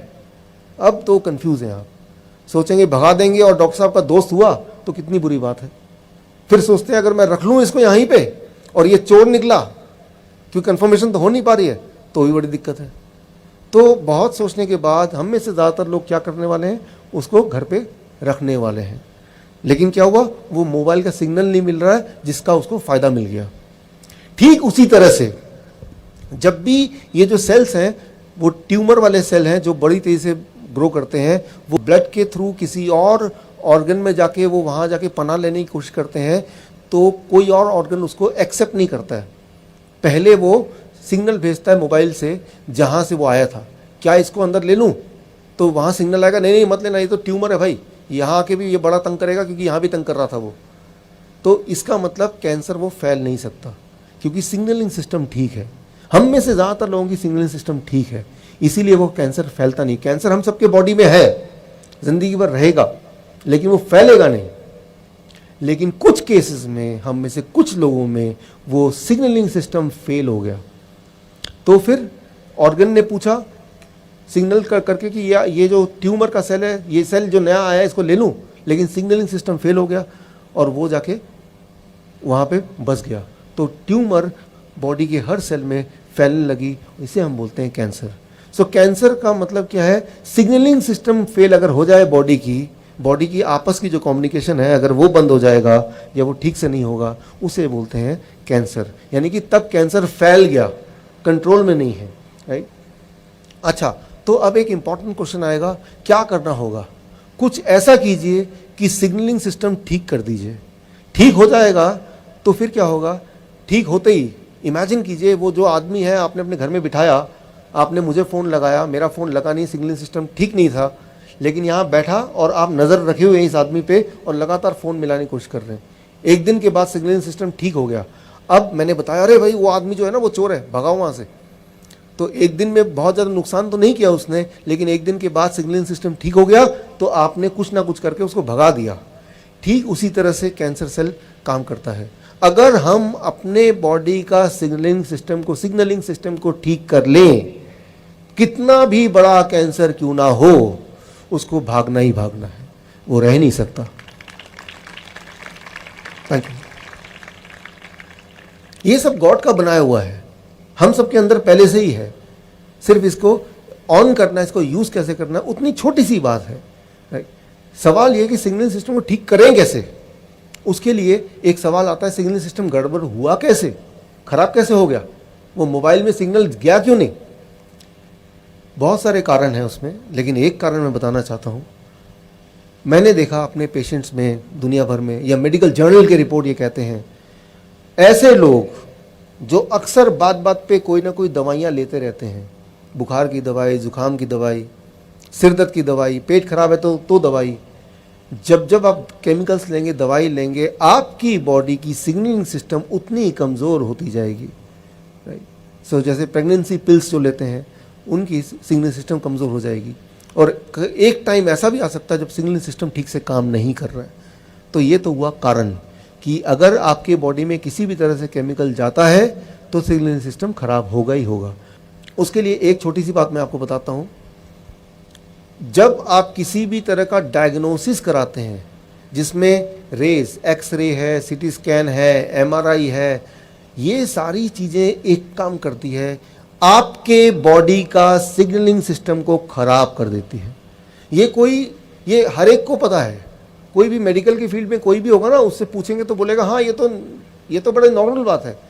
अगर आप 2 बार से ज़्यादा एमआरआई कराएंगे, एक्सरे कराएंगे, सीटी स्कैन कराएंगे, तो वो आपके बॉडी का सिग्नलिंग सिस्टम खराब कर देगा। इसीलिए हमेशा मैं अपने पेशेंट्स को बोलता हूँ, आप डायग्नोसिस के चक्कर में मत पड़िए। आप डायग्नोसिस करने जाएंगे, सिग्नलिंग सिस्टम खराब हो जाएगा तो एक और बीमारी घर लेके आएंगे, और ये अक्सर देखा गया है। इसीलिए वो होता है एनुअल चेकअप कराना है। यूं ही साल में एक बार तो सारा चेकअप होना ही चाहिए। साल में एक बार सारा चेकअप होने से सिर्फ एक ही इंसान को फ़ायदा होता है, वो जो चेकअप कर रहा है। पेशेंट को कोई फ़ायदा नहीं होने वाला, राइट। तो पेशेंट, आप देखिए यहाँ पे रिपोर्ट ये कहती है 22% मोर कैंसर इन द पेशेंट जो मेमोग्राम स्क्रीनिंग कराते हैं। तो किसी भी तरह का कैंसर की स्क्रीनिंग कराने की ज़रूरत नहीं है। अगर कैंसर है भी तो स्क्रीनिंग उसकी स्पीड को और बढ़ा देता है, क्योंकि कोई भी स्क्रीनिंग, कोई भी डायग्नोसिस, कैंसर का डायग्नोसिस, चाहे वो बायोप्सी की बात करें या कोई एमआरआई की बात करें, वो सारी डायग्नोसिस एक चीज़ करती है, आपके सिग्नलिंग सिस्टम को वो स्विच ऑफ करने का काम करती है, ख़राब करने का काम करती है। तो क्यों आप अपने सिग्नलिंग सिस्टम को ख़राब करना चाहते हैं जो पहले से ही बहुत नाजुक हालत में है? ये आपको ध्यान रखना है। जब भी आप किसी डायग्नोसिस करने जाएंगे, अगर कोई बोलता है मैं आपके खून का एक बूंद ले लूँगा फिर डायग्नोस कर दूंगा, वो अलग बात है, उसमें कुछ ज़्यादा खतरा नहीं है। लेकिन एक्सरे करेंगे, एमआरआई करेंगे, सीटी स्कैन करेंगे, बायोप्सी लेंगे, ये सारी चीज़ें सिग्नलिंग सिस्टम को ख़राब कर देती है। मैं एक छोटा सा उदाहरण देता हूँ आपको समझाने के लिए। इमेजिन कीजिए कि किसी एक पेशेंट का कोई एक ट्यूमर है, वो साइज़ में इतना सा है। डॉक्टर के पास गया कि देखिए क्या है, बोलेगा ये पता नहीं लग रहा क्या है, हो सकता है कैंसर हो सकता नहीं हो, कैसे पता चलेगा? बोलेगा कि मैं बायोप्सी करूंगा, मतलब इसमें से थोड़े से मांस का टुकड़ा ले लूंगा और टुकड़ा लेके मैं लैब में डालूंगा और 15 दिन बाद आपको बताऊंगा कि ये कैंसरस है कि नहीं। एक इंपॉर्टेंट बात मैं आज इस मंच से आपको बताना चाहूंगा कि अगर वो कैंसरस नहीं भी था, लेकिन जैसे ही उसको छेड़ेंगे, काट छाट करेंगे, उस प्रोसेस में वो कैंसरस बन जाता है। Try to understand, right? Cancerous था नहीं, लेकिन छेड़ेंगे तो वो कैंसर बन जाएगा। ये प्रवृत्ति है, किसी भी ट्यूमर की प्रवृत्ति है। उसको छेड़ेंगे, उसे काटेंगे तो इमीडिएटली वो कैंसर के रूप में चेंज हो जाता है। तो कभी भी उसको छेड़ना नहीं है, उसमें काटने के लिए किसी को अनुमति नहीं देनी है। बायोप्सी करेंगे क्या जान के, राइट? दो ही चीज़ हो सकती है, तो कैंसरस सेल होगा या कैंसरस नहीं होगा। अगर तो है तो उसका सोल्यूशन क्या है, मैं आपको देने ही वाला हूँ। और अगर तो नहीं है तो क्यों आप पंगा ले रहे हैं, क्यों आप उसको छेड़ने की कोशिश कर रहे हैं। डायग्नोसिस की एक बड़ी इंटरेस्टिंग बात है कैंसर के केस में। यहाँ पे कैंसर के बारे में थोड़ी जानकारी लेनी आपके लिए ज़रूरी है। थोड़ा टेक्निकल सब्जेक्ट है, लेकिन समझने की कोशिश कीजिए, आपके काम आएगा। आपके आसपास कैंसर के और भी पेशेंट, उनके काम आएगा। देखिए, अक्सर भारत में या किसी भी देश में ये होता है कि पहले ही डायग्नोस करा लो तो उस कैंसर के पेशेंट के ज़िंदा रहने के चांसेस ज़्यादा हैं, कैंसर का सक्सेसफुल इलाज होने के चांसेस ज़्यादा हैं। जिन लोगों ने पहले कैंसर का इलाज शुरू कर दिया, यानी कि पहले डायग्नोस कर लिया, उनके रेट ऑफ सक्सेस ज़्यादा है। अच्छा, कैंसर का इलाज को सक्सेस कब मानते हैं? उसका एक आंकड़ा पूरे दुनिया में है, जब इलाज शुरू हुआ उस दिन से लेके अगर वो पेशेंट 5 साल से ज़्यादा जिंदा रहा, 5 साल 1 दिन भी जिंदा रहा, तो उसे सक्सेस बोलेंगे। सक्सेस का मतलब ये नहीं कि कैंसर चला गया, वो कभी कैंसर हुआ नहीं। सक्सेस का मतलब ये कि आपको या मुझे कैंसर है और आज से मेरा इलाज शुरू है, आज से लेके 5 साल 1 दिन हो गए, इलाज चल रहा है, मैं परेशानी में हूँ, लेकिन अगर 5 साल बीत गए और मैं जिंदा फिर भी हूँ, तो यानी कि वो सक्सेस केस बोलते हैं। अब देखिए, एक छोटा सा एग्जाम्पल मैं ले रहा हूँ आपको समझाने के लिए। एक आदमी है, पहले क्या होता था कि जब कोई दिक्कत होती थी तो जाके वो डायग्नोस कराते थे। आज क्या होता है कि यूं ही ईयरली चेकअप करते हैं। तो ईयरली चेकअप में क्या है, मैं आपको बता दूं कि आप डायग्नोस कीजिए, चांसेस हैं कि आपके बॉडी के हर एक के बॉडी में, इवन मेरे बॉडी में कैंसर के सेल मिलने ही मिलने हैं। बहुत ध्यान से डायग्नोस करेंगे, हर एक की बॉडी में मिल जाएगा। इलाज आज से शुरू हो गया, इलाज आज से शुरू हो गया, पहले से शुरू हो गया, तो 5 साल तक कुछ ना कुछ चलता रहेगा। बोलेंगे तो सक्सेस केस है। जबकि किसी को कैंसर है भी पहले के टाइम पे, आज से 10 साल पहले, तो मान लीजिए एक इंसान है, उसकी उम्र है 86 साल का, राइट? और 86 साल के में उसको पेट में दर्द होता है। अब वो डायग्नोसिस करने जाता है और इलाज अब शुरू होता है, और 90 साल की उम्र में वो मारा जाता है। तो ये फेलियर हो गया। लेकिन आज के केस में कि वो 2 साल पहले ही डायग्नोस करने चला गया, जब कोई तकलीफ भी नहीं थी, तो 2 साल पहले से ही इलाज करना शुरू हो गया। अब भी वो 90 की एज में मरा, तो इसको सक्सेस बोलेंगे, क्योंकि कितने साल जिया? अब 6 साल जिया, 6 ईयर्स। तो बोलेंगे देखो सक्सेसफुल केस है। जबकि दोनों केसेस में उसका जो लेंथ ऑफ लाइफ है वो सेम रहा। तो मैं यही बोलता हूँ हमेशा पेशेंट को कि आपको डायग्नोसिस कराने की जल्दी नहीं करनी, डायग्नोसिस पे ध्यान नहीं देना, सोल्यूशन पे ध्यान दीजिए, क्या करें कि उसको हम सॉल्व करें। एक बात सिंपल याद रखिए दिमाग में, अगर किसी के बॉडी में कैंसर सेल है तो वो सिर्फ एक जगह नहीं है, वो पूरे बॉडी में फैल चुका है। एक जगह ज़्यादा है तो वहाँ ज़्यादा और जल्दी दिखाई दे रहा है। अगर उसको इलाज करने लगेंगे सर्जरी से, रेडियोथेरेपी से, तब तक थोड़े दिन बाद बाकी जगह दिखाई देगा, तीसरी जगह दिखाई देगा, चौथी जगह दिखाई देगा। आप उस उलझन में पड़ जाएंगे। कोई ऐसा काम करना चाहिए कि सब के सब कैंसर सेल एक ही बारी में ख़त्म हो जाए। उसके लिए जो मॉडर्न साइंस है, आज का साइंस, एक टेक्निक उन्होंने निकाली है, वो आपको बताता हूँ, जो घर बैठ के आप सब कर सकते हैं। उसके लिए मैं सहारा लूँगा एक उदाहरण का। तो ये दुनिया का मैप है। यहाँ पे जहाँ जहाँ लाल लाल बिंदु दिख रहा है, यहाँ लोग रहते हैं जहाँ उनको डायबिटीज़ नहीं होता, हार्ट डिजीज़ नहीं होता, कैंसर नहीं होता, कोई बीमारी नहीं होती। और वो कौन लोग हैं, उनके नाम जानना चाहते हैं तो ये नाम है, शायद नाम आप इतने दूर से पढ़ नहीं पा रहे हैं, लेकिन ये लोकेशंस देख पा रहे हैं। तो वो भी इंसान है हमारी तरह, उनके भी 2 हाथ हैं, 2 पैर हैं, तो उनको बीमारी क्यों नहीं होती? वो क्या ऐसा करते हैं? तो साइंटिस्ट ये जानना चाहते थे कि ये लोग बीमार क्यों नहीं है। ये तो पूरे दुनिया में फैले हुए हैं, बट वो 100 साल जिंदा रहते हैं आज भी। तो उस पर एक स्टडी हुई, उस स्टडी का एक पार्ट मैंने भी पूरा किया, उस पार्ट को मैं आपको समझाने की कोशिश करता हूँ। ये फोटो जो आप देख रहे हैं, इनको कहते हैं जारावास। जारावास अंडमान निकोबार, गए आप लोग? अंडमान निकोबार, ये भारत का पार्ट है। वहाँ पे अंडमान निकोबार में एक छोटा सा टापू है, उस टापू में कुछ लोग रहते हैं, उन्हें बोलते हैं जारावास। और आज से 50,000 साल पहले, मैं 500 साल पहले नहीं बोल रहा हूँ, 5,000 साल पहले की बात नहीं बोल रहा हूँ, 50,000 साल पहले जब मानव, इंसान बाकी जानवरों की तरह रहता था, पेड़ में रहता था या गुफा में रहता था, बाकी जानवरों से लड़ के जिंदा रहता था, जब इंसान कपड़े नहीं पहनता था, 50,000 साल पहले से लेके अब तक एक छोटा सा टापू अंडमान निकोबार का, जो पूरे दुनिया से अलग हो गया और दुनिया से उनका तालमेल ना के बराबर था अभी तक। तो वहाँ पे कोई डेवलपमेंट नहीं हुई, वहाँ पे कोई ग्रोथ नहीं हुई, वहाँ पे कोई गाड़ियाँ नहीं है, वहाँ पे बिल्डिंग नहीं है, वहाँ पे कपड़े लोग नहीं पहनते। और आज अगर वहाँ आप चले जाएं तो वहाँ पे आज भी वो आदि मानव, जो आप बचपन में पढ़ते थे ना हिस्ट्री में, आदि मानव की तरह आज भी वहाँ पे जंगल में जंगली लोग की तरह वो रहते हैं।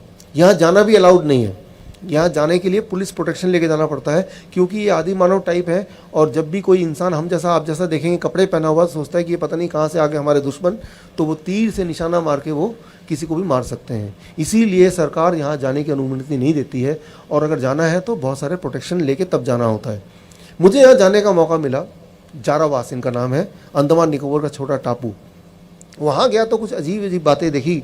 उनमें से एक इंटरेस्टिंग बात, वहाँ पे आज से 20 साल पहले एक डॉक्टर, उनका नाम है डॉक्टर R.C. कर, उन्होंने न जाने कैसे इस टापू में चले गए और टापू के इन जंगली लोगों के साथ दोस्ती कर ली, और तब से वो उनसे मिलते जुलते रहते हैं, उनकी भाषा सीख ली और अब भी वहीं रहते हैं।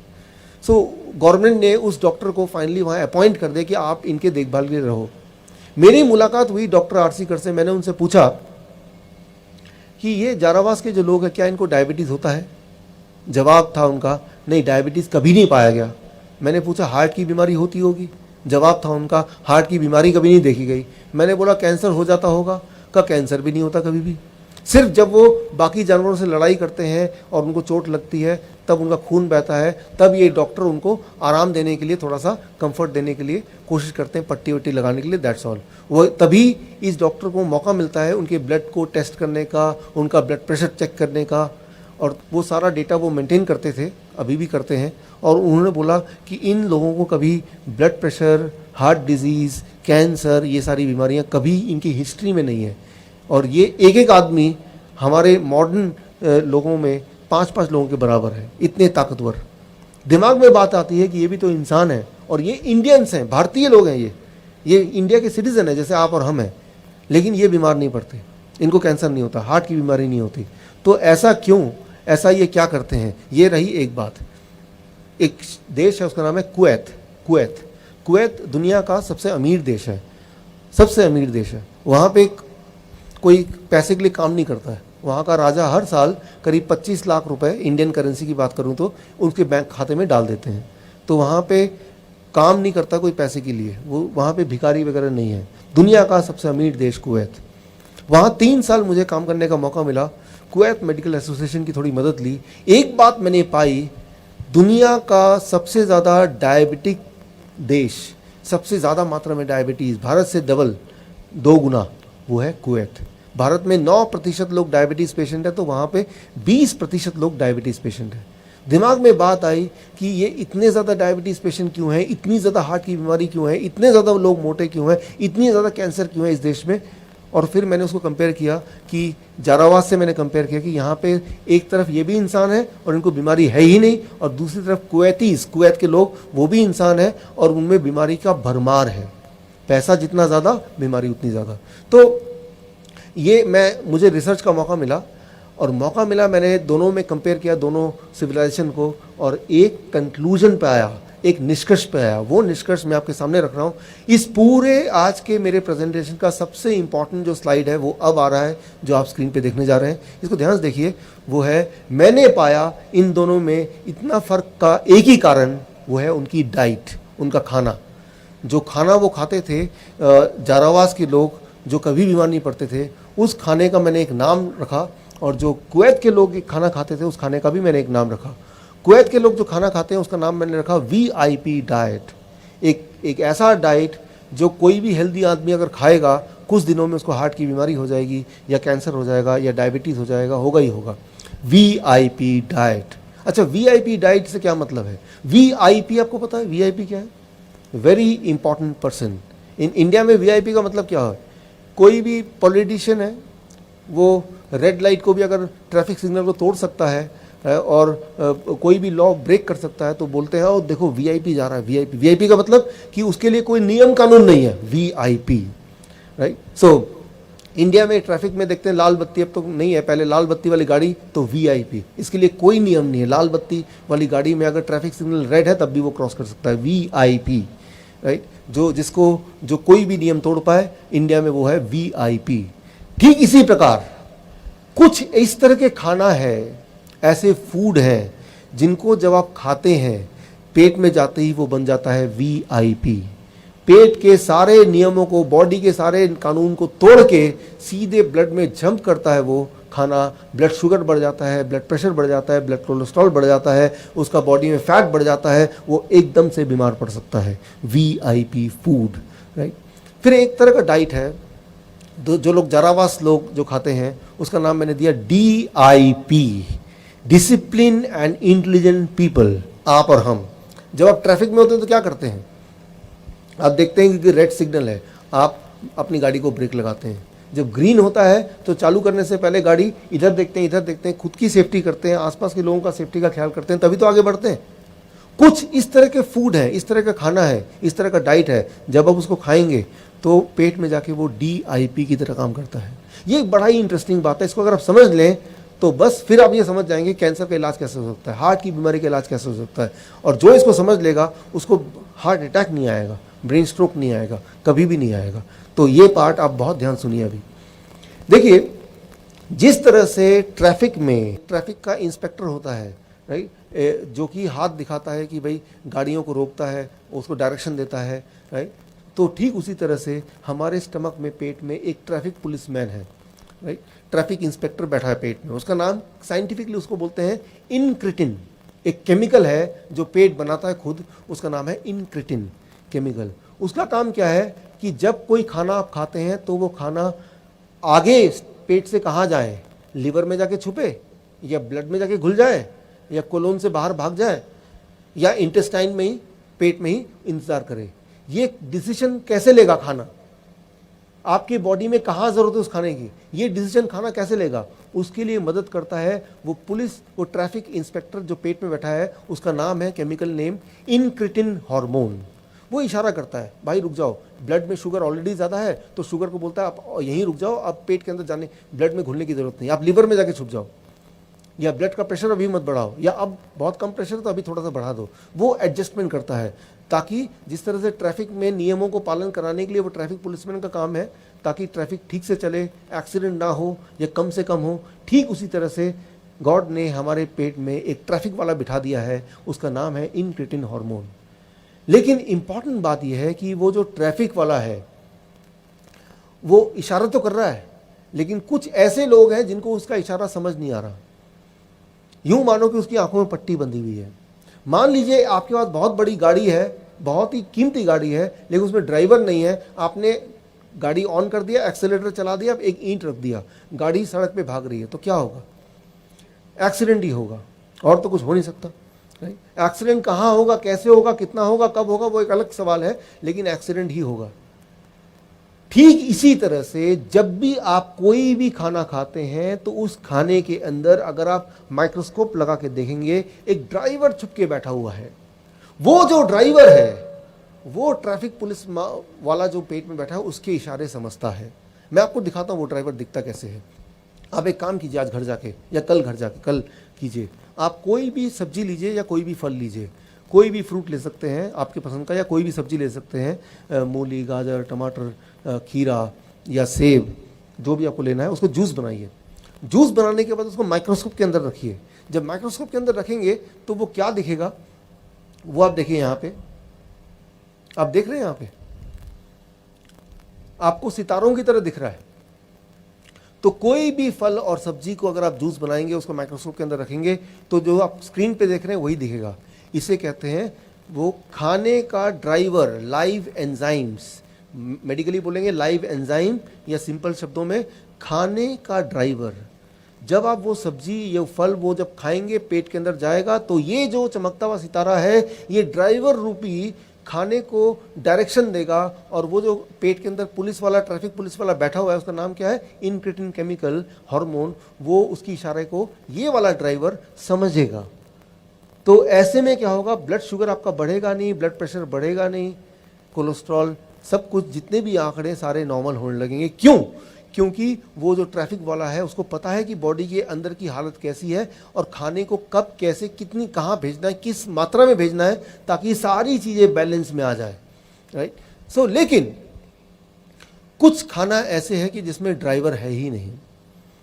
जैसे ज़रा सोचिए, आप एक काम कीजिए, आप कोई एक पैक जूस लीजिए, पैक जूस ट्रॉपिकाना ले लीजिए, कोई भी पैक जूस दुकान में मिलता है, उस जूस को आप माइक्रोस्कोप के अंदर रखिए। क्या आपको लगता है उसके अंदर भी ये ड्राइवर मिलेगा? नहीं मिलेगा।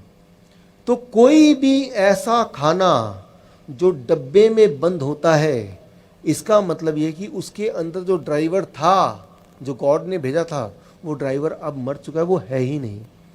तो गाड़ी कितनी भी ज़्यादा मजबूत और सुंदर और कीमती क्यों ना हो, अगर उसके अंदर ड्राइवर नहीं बैठा होगा और गाड़ी यूं ही चला देंगे तो सिर्फ एक्सीडेंट ही हो सकता है। ठीक उसी तरह से आपको ध्यान रखना है कि वही वाला खाना आपको खाना है जिसके अंदर ड्राइवर है, क्योंकि गॉड ने आपके स्टमक में एक ट्रैफिक पुलिस वाला तो भेजा ही है, वो तो सबके पेट में अभी भी है, और ट्रैफिक वाला हाथ दिखाएगा। जो शुगर का पेशेंट है, आप में से अगर कोई है डायबिटीज़ का पेशेंट है, तो अगर आपकी शुगर ज़्यादा होने लगी तो खाना आप खाएंगे ड्राइवर वाला, तो वो जो पुलिसमैन है ट्रैफिक वाला वो रोक देगा खाने को, बोलेगा आप अभी आप ब्लड में खून के अंदर और जाके जमा मत होना, क्योंकि खून में शुगर ऑलरेडी ज़्यादा है। तो धीरे धीरे शुगर जब कम होगा तो ये जो ट्रैफिक पुलिस वाला है वो अलाउ करेगा कि आप थोड़ा थोड़ा जाके ब्लड में घुलो, यानी कि उसका शुगर नॉर्मल आ जाएगा, पहले 2 या 3 दिन के अंदर ही नॉर्मल आ जाएगा सिर्फ, right. Thank you, thank you. So ये सिर्फ शुगर की बात नहीं है, शुगर है या ब्लड प्रेशर है या ये ट्यूमरस सेल है, वो सारी चीज़ों की बात है, क्योंकि जब वो डायरेक्शन देता है वो ट्रैफिक पुलिसमैन, वो सारे आंकड़ों को देख के तब डायरेक्शन देता है। ये साइंटिफिक बातें हैं, ये कोई सोची हुई बातें नहीं है, ये प्रूवन बातें हैं, राइट। तो अब सवाल एक आता है, कैसे ये पता करें कौन से वाले खाने में ड्राइवर है, यानी कि DIP डाइट कौन सा वाला है। अगर इस सवाल का जवाब आपको मिल जाए, एक बात मैं बताता हूँ अपने 10 साल के एक्सपीरियंस के मुताबिक को यूज़ करते हुए, कि जीवन में कभी आपको हार्ट की बीमारी नहीं होगी और जिनको है उनको ठीक हो जाएगी।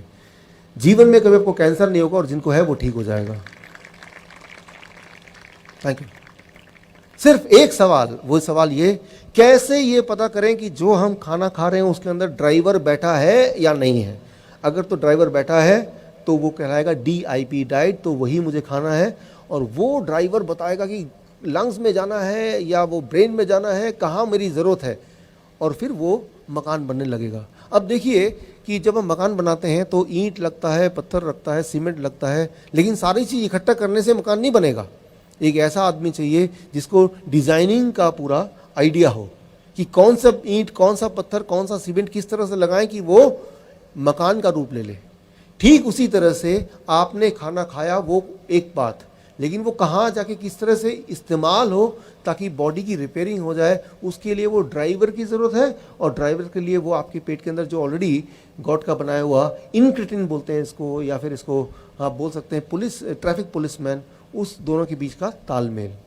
तो सवाल ये, कैसे पता करें कि मेरे खाने में वो ड्राइवर है या नहीं है जो आप स्क्रीन पे देख रहे हैं। अगला स्लाइड अगर आप देख लेंगे तो उसको पता चल जाएगा। अगले स्लाइड को बहुत ही गौर से देखिए, ये बहुत इंपॉर्टेंट स्लाइड है।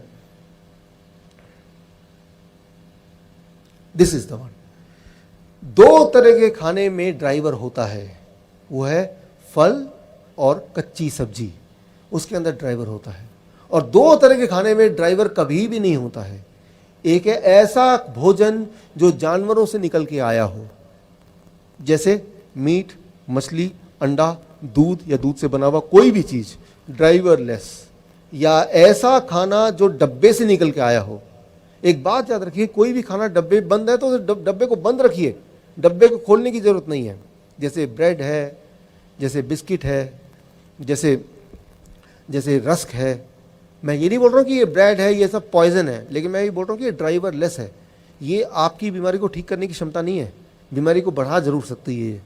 तो जो लोग बीमार हैं या जो बीमार नहीं पड़ना चाहते हैं, उनके लिए इम्पॉर्टेंट है कि ड्राइवर के बिना वाला जो खाना है, वो दो तरह के खाने होते हैं दुनिया में। एक होता है ऐसा भोजन जो जानवरों से आया है, वो ड्राइवर लेस, और ऐसा भोजन जो फैक्ट्री से आया है, जो मशीनों से बन के आया है, जो डब्बे में बंद है, ड्राइवर लेस। ऐसा भोजन अगर खाएंगे तो एक इंपॉर्टेंट बात होती है, वो ये कि बॉडी की जो सिग्नलिंग सिस्टम है, जिसकी बात मैंने की थी, वो सिग्नलिंग सिस्टम खराब होने लगता है। एक दिन में नहीं होगा, 10 साल में, 15 साल में, 20 साल में, लेकिन खराब जरूर होगा। जब भी किसी को कैंसर डायग्नोस होता है कि आज कैंसर पकड़ा गया, मैं एग्जांपल दे रहा हूँ, स्टीव जॉब्स। स्टीव जॉब्स का नाम सुना है आपने? स्टीव जॉब्स, आपके पास जो मोबाइल है, एप्पल कंपनी का मालिक, जो एप्पल कंपनी का मालिक स्टीव जॉब्स। तो स्टीव जॉब्स का अगर आप पढ़ेंगे, उनको कैंसर कैसे हुआ था, उनको कैंसर हुआ था 1976 में। तो उन्होंने क्या किया, वो भारत आए, वो अपने बायोग्राफी में लिखते हैं, भारत आए वो, और भारत में जो मैंने अभी आपको बताया, ये किसी ने उनको सिखाया, और तब से लेके 2001 तक वो ऐसा ही कुछ करते थे। ऐसा कोई खाना नहीं खाते थे जो जिसके अंदर ड्राइवर ना हो, और उनका कैंसर बिल्कुल कंट्रोल में था। देखिए 1976 से 2001 तक। 2001 में क्या हुआ, उनकी पत्नी ने यूं ही एक मजाक में पूछा कि आप ऐसा खाना क्यों खाते हैं, आप अंडा नहीं खाते, मीट नहीं खाते, बर्गर नहीं खाते। तो उन्होंने यूं ही बता दिया कि मैं तो भारत गया था और वहाँ पे मैं ड्राइवर वाला खाना इस तरह का खाता हूँ ताकि मेरा कैंसर बढ़े ना, वो ख़त्म हो जाए, और देखो मैं ठीक हूँ। जैसे ही उनकी पत्नी ने ये सुना, उन्होंने अपने दोस्तों को, अपने रिश्तेदारों को, डॉक्टरों को, सबको इकट्ठा कर लिया। देखो ये आदमी, इसको कैंसर था, ये क्या कर रहा है, ये तो बड़ा खतरनाक काम कर रहा है। डॉक्टरों ने, जैसा उनके बायोग्राफी में लिखा, ज़बरदस्ती उनको हॉस्पिटल बिठा दिया, ज़बरदस्ती कीमोथेरेपी, रेडिएशन सारा शुरू किया। उसके बाद तो आपको पता ही है, उनकी मृत्यु हो गई। तो मैं ये बोलना चाह रहा हूँ कि एक ही इंसान इस दुनिया में आपको बचा सकता है, वो है आप खुद, आपके अंदर का गॉड, नोबडी एल्स, राइट। तो उस पर भरोसा कीजिए, और उसको, आपका काम है कि उसको आपको सपोर्ट करना है, आपके अंदर का जो इंसान है उसको सपोर्ट करना है। अगर उसको सपोर्ट करेंगे, बीमारी हो नहीं सकती, अगर है तो वो ठीक हो जाती है। हिस्ट्री में देखा गया है, चाहे मॉडर्न साइंस की बात करें या एंशिएंट हिस्ट्री की बात करें, मैं आपको बहुत सारे एग्जांपल और दिखाऊंगा, जो देखा गया है कि ये, अगर आप ड्राइवर वाला खाना खाएं, ड्राइवर वाले दो ही तरह के खाने होते हैं, फ्रूट्स एंड वेजिटेबल्स, तो कैंसर होगी नहीं, और होगा तो वो ठीक हो जाएगा। कैसे करना है, आज जब घर जाएंगे तो क्या करना है आपको। आज जब घर जाएंगे, जो लोग हार्ट की दवाइयाँ लेते हैं, राइट, उनमें एक दवाई होती है ब्लड थिनर, ब्लड को, खून को पतला करने वाला। ये बहुत ही खतरनाक दवाई है। खून को पतला करने से नुकसान क्या है कि आपके बॉडी के अंदर बहुत सारे इन्फ्लेमेशन, घाव या काट छाट या इंजरी होती रहती है, जैसे बाहर होती है। लेकिन जब भी इंजरी बॉडी के अंदर होती है या बाहर होती है, तो ब्लड क्या करता है वहाँ पे, वो क्लॉट करता है। क्लॉट को हिंदी में बोलेंगे क्लॉटिंग, वो क्लॉट करेगा, राइट। तो वो खून का बहना बंद हो जाएगा। लेकिन ब्लड थिनर जब लेंगे तो खून का बहना चालू रहेगा, और ये आपके लिए बड़ा खतरनाक है, इससे किसी की जान भी जा सकती है। तो जो हार्ट की दवाइयाँ लेते हैं, जो ब्लड प्रेशर की दवाइयाँ लेते हैं, उसको कम करने के लिए, लेकिन जैसे ही आप इस डाइट पे जाएंगे, आपका ब्लड प्रेशर नेचुरली नॉर्मल आने लगेगा, और मजबूरन आपको ब्लड प्रेशर की दवा छोड़नी पड़ेगी। नहीं छोड़ेंगे तो लो ब्लड प्रेशर आ जाएगा। लो ब्लड प्रेशर भी अपने आप में एक बहुत बड़ी दिक्कत हो जाएगी। तो अगर आप सोचते हैं कि मुझे इस डाइट पे आना है, तो बहुत केयरफुल रहना पड़ेगा, क्योंकि ये डाइट आपको रिपेयर कर रहा है हर दिन। आपका blood pressure, blood sugar, blood का थिननेस, सारा कुछ को रेगुलेट कर रहा है। तो उस हिसाब से थोड़ा थोड़ा दवाइयाँ भी कम करना आपका रेस्पॉन्सिबिलिटी बन जाती है। खैर, आपको करना क्या है, आज जब घर जाएंगे, घर जाते वक्त कल सुबह का खाना क्या होगा और कैसे आज के बाद खाएं, ताकि कोई रोग ना हो, और हो तो वो जल्दी से ठीक हो जाए। देखिए क्या करना है। द फर्स्ट इंपॉर्टेंट स्टेप 1, 12 बजे तक जो भी कुछ आप खाएं, ओनली फलों का खाना, फ्रूट डाइट। 4 तरह के फल चुनने हैं आपके पसंद के, जैसे अंगूर ले सकते हैं। यस, आप जो अभी सुन रहे हो ना, अभी आप जो सुनना शुरू करने वाले हैं, ये दिल्ली में प्रोग्राम करते हैं अपने, आप वहीं करते हैं दिल्ली में अपने पास, तो उसका 3 दिन का खर्चा 60,000 है, 60,000, और जो आपको फ्री में मिल रहा है आज। और जो इन्होंने मेरे को मेडल दिया वो वियतनाम एक देश है, इंडो वियतनाम, यानी इंडिया और वियतनाम ने मिलके एक बोर्ड बनाया है, दोनों देशों ने। उस बोर्ड के आप प्रेसिडेंट हैं, इंडिया के आप प्रेसिडेंट हैं उस बोर्ड के। सुनो, और जब वो डाइट, लोगों की गवाहियां इनके पास, जब वो डाइट लोग लेना शुरू करते, जब लोग ऐसा बताते कि जब वो इनके पास जाते हैं, मान लो आज इन्होंने बताया कि कल परसों और मान लो आज क्या है, आज मंगलवार है, कि बुधवार वीरवार और शुक्रवार हम आपको डाइट पे रखेंगे। तो बुधवार जब सुबह लोग इनके पास आते हैं तो वो लोग डर जाते हैं, वो बोल रहे डॉक्टर साहब आपने, वो बोलते हैं मेरा बीपी 200 है, बोलेंगे दवाई रख दो। ऐसे ही मैंने सुना आपके बारे में, मैं सही बोल रहा हूँ? अच्छा ये दवाई साइड पे रख दो, क्या खाते हो? और मैं टीके लगाता हूँ इंसुलिन के, मेरी शुगर 600 है, दवाई साइड पे रख दो। मतलब इतना चैलेंज से क्या दवाई साइड पे रख दो, मैं आ खाना जी साइड पे रख दे, भी आ खाना साइड पे रख दे, आ 3 दिन तू मेरी मर्जी का खाना, तीजे दिन चेक कर लेंगे ठीक ना होया तो। किन्ने मेरी गल समझ रहे हैं? ਤੁਸੀਂ ਹੁਣ ਉਹ ਚੀਜ਼ਾਂ ਸੁਣ ਰਹੇ ਹੋ। ਪਹਿਲਾਂ ਉਹਨਾਂ ਨੇ ਜੋ ਦੱਸਿਆ ਉਹਨੂੰ ਇਸ ਲਈ ਸਮਝਾਉਣਾ ਜ਼ਰੂਰੀ ਸੀਗਾ ਕਿ ਸ਼ੂਗਰ 120 ਕਿੰਨੇ ਨਿਰਧਾਰਿਤ ਕੀਤਾ ਕਿ 120 ਸ਼ੂਗਰ ਹੈਗੀ। ਪਹਿਲਾਂ ਡਾਕਟਰ ਕਹਿੰਦੇ ਸੀ 1978 ਚ ਕਿ ਜਿਹਦੀ 250 ਹੈ ਉਹਨੂੰ ਸ਼ੂਗਰ ਹੈ, ਫਿਰ 99 ਚ ਆ ਗਿਆ ਜਿਹਨੂੰ 200 ਹੈ ਉਹਨੂੰ ਸ਼ੂਗਰ ਹੈ, ਹੁਣ ਕਹਿੰਦੇ ਜਿਹਨੂੰ 120 ਤੋਂ ਵੱਧ ਆ ਉਹਨੂੰ ਸ਼ੂਗਰ। ਕਹਿਣ ਦਾ ਮਤਲਬ ਉਹ ਕਹਿੰਦੇ ਕਿ ਸਭ ਤੋਂ ਪਹਿਲਾਂ ਦਿਮਾਗ ਚੋਂ ਕੱਢੋ ਬਿਮਾਰੀ ਦਾ ਡਰ ਕੱਢੋ, ਡਾਕਟਰਾਂ ਕੋਲ ਘੱਟ ਜਾਓ, ਸਕੈਨਿੰਗਾਂ ਘੱਟ ਕਰਾਓ, ਕਿਉਂਕਿ ਕੈਂਸਰ ਦਾ ਸੈੱਲ ਜਿਹੜਾ ਉਹਨੂੰ ਦੱਸਿਆ ਕਿ ਸਾਰਿਆਂ ਨੂੰ ਕੈਂਸਰ ਆ, ਉਹ ਮੈਂ ਤੁਹਾਨੂੰ ਆਪਣੀ ਭਾਸ਼ਾ 'ਚ ਦੱਸਦਾ। ਉਹਦੇ ਮਤਲਬ ਇਹ ਹੈ ਕਿ ਸਾਰਿਆਂ ਦੀ ਬੋਡੀ ਦੇ ਵਿੱਚ ਬੁਰੇ ਸੈੱਲ ਹੈ, ਤੇ परमेश्वर ने बाइबल च गल लिखी है कि परमेश्वर के जेडे वाइट सेल है ना, अगर मैं सही हूं आप मेरे को बताना, जो वाइट सेल है वो हमारी जोड़ों में बनते हैं। और परमेश्वर ने पता की लिखा है बाइबल च, कहता वो परमेश्वर का वचन तेरे गुदे गुदे ते जोड़ जोड़ नूं अलग करता है। पता तुहानूं? क्योंकि उत्थे वाइट सेल बनते हैं, ਉਹ ਵਾਈਟ ਸੈੱਲ ਇਲਾਜ ਕਰਦੇ ਆ, ਚਾਹੇ ਤੁਹਾਡੀ ਬੋਡੀ 'ਚ ਜਿਹੜਾ ਮਰਜ਼ੀ ਸੈੱਲ ਹੋਏ, ਚਾਹੇ ਕੈਂਸਰ ਦਾ ਹੋਏ, ਟੀਬੀ ਦਾ ਹੋਏ ਜਾਂ ਕੋਈ ਵੀ ਹੋਏ। ਮੈਂ ਠੀਕ ਆ ਕਿ ਨਹੀਂ? ਕਿੰਨੇ ਮੇਰੀ ਗੱਲ ਸਮਝ ਰਹੇ? ਬਾਈਬਲ 'ਚ ਲਿਖਿਆ ਕਿ ਪਰਮੇਸ਼ਵਰ ਦਾ ਵਚਨ ਤੇਰੇ ਗੂਦੇ ਗੂਦੇ ਨੂੰ ਤੇ ਜੋੜ ਜੋੜ ਨੂੰ, ਜਿੰਨੇ ਵੀ ਬੁਰੇ ਸੈੱਲ ਹੈ ਬੋਡੀ 'ਚ, ਉਹਨੂੰ ਪਰਮੇਸ਼ਵਰ ਨੇ ਬਣਾਇਆ ਕਿ ਤੁਹਾਡੀ ਬੋਡੀ ਉਹਦੇ ਨਾਲ ਆਪ ਲੜਦੀ ਹੈ ਤੇ ਤੁਹਾਨੂੰ ਡਾਕਟਰਾਂ ਕੋਲ ਜਾਣ ਦੀ ਲੋੜ ਨਹੀਂ। ਪਰ ਜਦੋਂ ਅਸੀਂ ਜੋ ਪਰਮੇਸ਼ਵਰ ਨੇ ਬਣਾਇਆ ਉਹਨੂੰ ਖਾਣਾ ਛੱਡ ਦਿੰਦੇ ਆ ਤੇ ਫਿਰ ਉਹ ਸਿਸਟਮ ਕੰਮ ਕਰਨਾ ਬੰਦ ਕਰ ਦਿੰਦਾ। ਵਾਈਟ ਸੈੱਲ, ਲੜਨ ਵਾਲੇ ਸੈੱਲ ਘਟ ਜਾਂਦੇ ਆ, ਬੁਰੇ ਵੱਧ ਜਾਂਦੇ, ਸਮਝੋ ਗੁੰਡੇ ਵੱਧ ਜਾਂਦੇ ਆ ਤੇ ਪੁਲਿਸ ਘਟ ਜਾਂਦੀ ਹੈ। ਜਦੋਂ ਗੁੰਡੇ ਵੱਧ ਜਾਂਦੇ ਫਿਰ ਪੁਲਿਸ ਤੇ ਹਾਵੀ ਹੋ ਜਾਂਦੇ, ਉਦਾਂ ਪੁਲਿਸ ਜ਼ਿਆਦਾ ਰਹਿੰਦੀ ਤੇ ਗੁੰਡੇ ਡਰਦੇ ਰਹਿੰਦੇ। ਹੁਣ ਪੁਲਿਸ ਕਿੱਦਾਂ ਵਧਾਣੀ ਹੈ ਤੇ ਗੁੰਡੇ ਕਿੱਦਾਂ ਕਾਬੂ ਕਰਨੇ ਆ, ਹੁਣ ਉਹ ਗੱਲ ਤੁਸੀਂ ਧਿਆਨ ਦੇ ਨਾਲ ਸੁਣੋ। ਕਿੰਨਿਆਂ ਨੂੰ ਸਮਝ ਆ ਰਹੀ ਮੇਰੀ ਗੱਲ? ਹੁਣ ਤੁਸੀਂ ਉਹ ਡਾਈਟ ਸੁਣਨ ਜਾ ਰਹੇ ਹੋ ਜਿਹਨੂੰ ਲੈਣ ਤੋਂ ਬਾਅਦ ਉਹ ਦੱਸਦੇ ਪਏ ਆ ਕਿ ਅਗਰ ਤੁਸੀਂ ਬੀਪੀ ਦੀ ਗੋਲੀ ਖਾਂਦੇ ਹੋ, ਸ਼ੂਗਰ ਦੀ ਖਾਂਦੇ ਹੋ ਜਾਂ ਕੈਂਸਰ ਦੀ ਦਵਾਈ ਖਾਂਦੇ ਹੋ, ਉਹ ਆਪਣੇ ਆਪ ਨੀਚੇ ਆਣਾ ਸ਼ੁਰੂ ਹੋ ਜਾਏਗਾ। ਮਤਲਬ ਤੁਹਾਨੂੰ ਡਾਕਟਰ ਕੋਲ ਜਾਣਾ ਪੈਣਾ ਕਿ ਡਾਕਟਰ ਸਾਹਿਬ ਮੇਰੀ ਸ਼ੂਗਰ, ਮੇਰੀ ਬੀਪੀ ਘਟ ਕਿੱਦਾਂ ਗਿਆ, ਕਿਉਂਕਿ ਤੁਹਾਡਾ ਬੀਪੀ ਨਾਰਮਲ ਹੋਣ ਵਾਲਾ। ਹੁਣ सुनो ध्यान दे नाल। Wonderful, thank you. सो यहाँ पे ये बहुत ही इंपॉर्टेंट है, अब आपने अपनी भाषा में समझ ली कि ये जो डाइट मैं बताने जा रहा हूँ वो डाइट नहीं है, वो एक मेडिसिन है, दवा के रूप में काम करेगी। यानी कि जो भी दवा अभी तक आप ले रहे हैं, जो लोग ले रहे हैं, ब्लड प्रेशर की दवा, ब्लड शुगर की दवा, कोलेस्ट्रॉल की दवा या फिर ब्लड थिनर, ये सारी दवाइयाँ आपको कम करनी पड़ेंगी, ख़त्म करनी पड़ेंगी। क्यों? क्योंकि ये अपने आप बॉडी को नॉर्मल करेगा। और दवा भी लेंगे और ये भी लेंगे तो क्या होगा, इतना ज़्यादा कम हो जाएगा कि वो भी अपने आप में एक बड़ा ही ज़्यादा दिक्कत वाली बात होगी। तो करना क्या है, देखिए सुबह जब आप उठेंगे, सुबह से लेके 12 बजे तक जो भी आप खाएंगे वो सिर्फ एक तरह की चीज़ें, वो हैं फल। कोई भी 3 से 4 तरह का फल चुन लीजिए अपनी पसंद का। वो अंगूर हो सकता है, केला हो सकता है, वो सेब हो सकता है, वो अनार हो सकता है, जो आपको बाज़ार में आराम से मिल जाए। यहाँ पे एक सवाल आता है, लेकिन डॉक्टर साहब मैं तो डायबिटीज़ का पेशेंट हूँ। अगर आप डायबिटीज़ के पेशेंट हैं तो अंगूर आपको और ज़्यादा खाना है।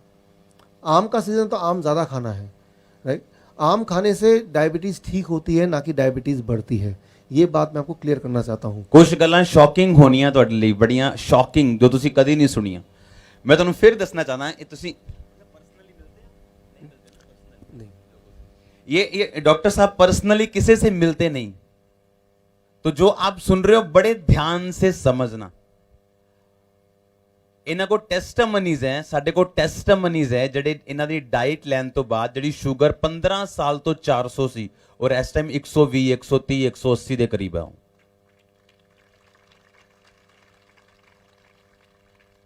सुनो केड़ी डाइट, फ्रूट्स की गल कर रहे हैं। फ्रूट्स तो यानी कि याद रखिए, गॉड का बनाया हुआ जो भी फल है वो आपको नुकसान नहीं कर सकता। और कई बार इनको ये भी लगता है कि कुछ लोगों को मैं गरीब हूं, है ना, मैं गरीब हूं, ਅਸੀਂ ਕਿੱਥੋਂ ਫਲ ਖਾਣੇ ਆ ਜੀ, ਮੈਂ ਤਾਂ ਗਰੀਬ ਆ ਜੀ, ਮੈਂ ਤਾਂ 2 ਰੋਟੀ ਖਾਣਾ। ਆਪਾਂ ਸੀਜ਼ਨਲ ਫਲ ਖਾ ਸਕਦੇ ਹਾਂ, हाँ, yes। ਜੋ ਸੀਜ਼ਨ ਚ ਆਂਦੇ, ਜਿਹੜੇ ਸਸਤੇ ਹੁੰਦੇ ਸੀਜ਼ਨ ਦੇ ਟਾਈਮ, ਅਸੀਂ ਉਹ ਖਾ ਸਕਦੇ ਹਾਂ। ਜੇ ਡਾਕਟਰਾਂ ਕੋ ਹਜ਼ਾਰਾਂ ਰੁਪਇਆ ਖਰਚ ਸਕਦੇ ਹਾਂ, ਦਵਾਈਆਂ ਤੇ ਲਾ ਸਕਦੇ ਹਾਂ, ਹਸਪੀਟਲਾਂ 'ਚ ਧੱਕੇ ਖਾ ਸਕਦੇ ਹਾਂ, ਤੇ ਉਹਨਾਂ ਘਰ ਬੈਠੇ ਸੇਬ ਨਹੀਂ ਖਾ ਸਕਦੇ ਆਪਾਂ? ਦੱਸੋ ਹਾਂ ਕਿ ਨਾ? यस। तो आप अगर कैलकुलेट करेंगे, जैसे मान लो मैं तो देखता हूँ कि फल, कुछ फल है जो महंगे हो सकते हैं, लेकिन ज़्यादातर फल सीज़न वाले वो महंगे नहीं है। मान लो केला है, वो तो 12 महीने मिलता है, 50 रुपये का है दिल्ली में, यहाँ तो थोड़ा और कम होगा या ज़्यादा होगा, पूरा 1 दर्जन। तो मैं तो हर दिन 1 दर्जन केला ज़रूर खाता हूँ।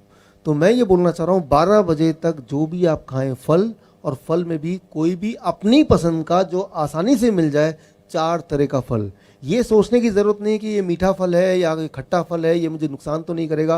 फल कभी भी किसी को नुकसान नहीं कर सकता, और अगर डायबिटीज़ का पेशेंट है उसको बहुत फ़ायदा करेगा, अगर फल मीठा है तो और ज़्यादा फ़ायदा, राइट। तो कई लोग बोलते हैं डायबिटीज़ के पेशेंट की, डॉक्टर साहब 15 साल से मैंने आम नहीं खाया क्योंकि डॉक्टर ने मुझे डरा के रखा था, इसलिए आम नहीं खाया। तो मैंने कहा 15 साल का जो कोटा है वो अभी पूरा कर लो। तो आपको खुद ही ताज्जुब होगा कि आप अंगूर खाएंगे, केले खाएंगे, आम के सीज़न में आम खाएंगे, उसके बाद ब्लड शुगर चेक कीजिए, दवा भी बंद कर दिया, इंसुलिन बंद कर दिया, अरे ये क्या है, ब्लड शुगर फिर भी ना कम आ रहा है। तो कई लोग बोलते हैं कहीं मेरा ग्लूकोमीटर ख़राब तो नहीं हो गया, वो एक और खरीद कर लेते हैं बाज़ार से, क्योंकि उनके दिमाग में ये डला हुआ है कि भाई अगर मैं कोई भी मीठे फल खाऊंगा तो शुगर बढ़ना चाहिए। करके देखा नहीं किसी ने, लेकिन ये सोच उनके दिमाग में है। मैं आपको ये चैलेंज करता हूँ कि आप घर में जाके करके देखिए। तो 12 बजे तक 4 तरह के फल अपनी पसंद का आपको खाना है, कुछ और नहीं। पराठे नहीं, रोटी नहीं, दही नहीं, दूध नहीं, चाय नहीं। सुबह का चाय पीते लोग, जो सुबह का बंद है ना, वो बंद, सुबह का चाय बंद। सुबह के जितने चाय तो नुकसान करती है, सबसे ज़्यादा नुकसान करती है वो चाय जो पहली चाय होती है। क्यों? जब आप सुबह उठते हैं तो आपकी बॉडी, आपका पेट आपकी मदद करने के लिए वो जो ट्रैफिक पुलिसमैन है उसको तैयार कर रखती है। खाना आने वाला है और ट्रैफिक पुलिसमैन डायरेक्शन देगा, और चाय जैसी जाती है वो ट्रैफिक पुलिस के लोग जो हैं पेट वाले, वो सारे मर जाते हैं चाय जाते ही। उसके बाद आप कोई अच्छा खाना खाएंगे भी तो भी वो खराब ही काम करेगा। इसलिए सुबह का चाय ज़रूर बंद कर दीजिए। बाकी दिन भर में एक आध चाय ले लिया तो ले लिया, लेकिन सुबह का चाय सबसे ज़्यादा नुकसानदेह है। 12 बजे तक 4 तरह के फल। अच्छा, कितना खाना है ये बड़ा इंपॉर्टेंट है। आपके बॉडी के वेट के अनुसार, मान लो आप अगर 70 केजी आपका बॉडी वेट है, एक और शून्य लगा दीजिए, 700 ग्राम। छिलका निकालने के बाद, गुठली निकालने के बाद जो इफेक्टिव वेट है उसकी बात मैं कर रहा हूँ। जैसे केले का छिलके का ही वेट 1/3 होता है, तो छिलके का वेट नहीं करना, छिलका थोड़ा ना जा रहे हैं आप। तो जितना आपका वेट है, किसी का वेट अगर 100 केजी है तो कितना खाना चाहिए? 1 किलो। एक और शून्य लगा दिया तो 1 किलो। इतना कम से कम, इतना कम से कम।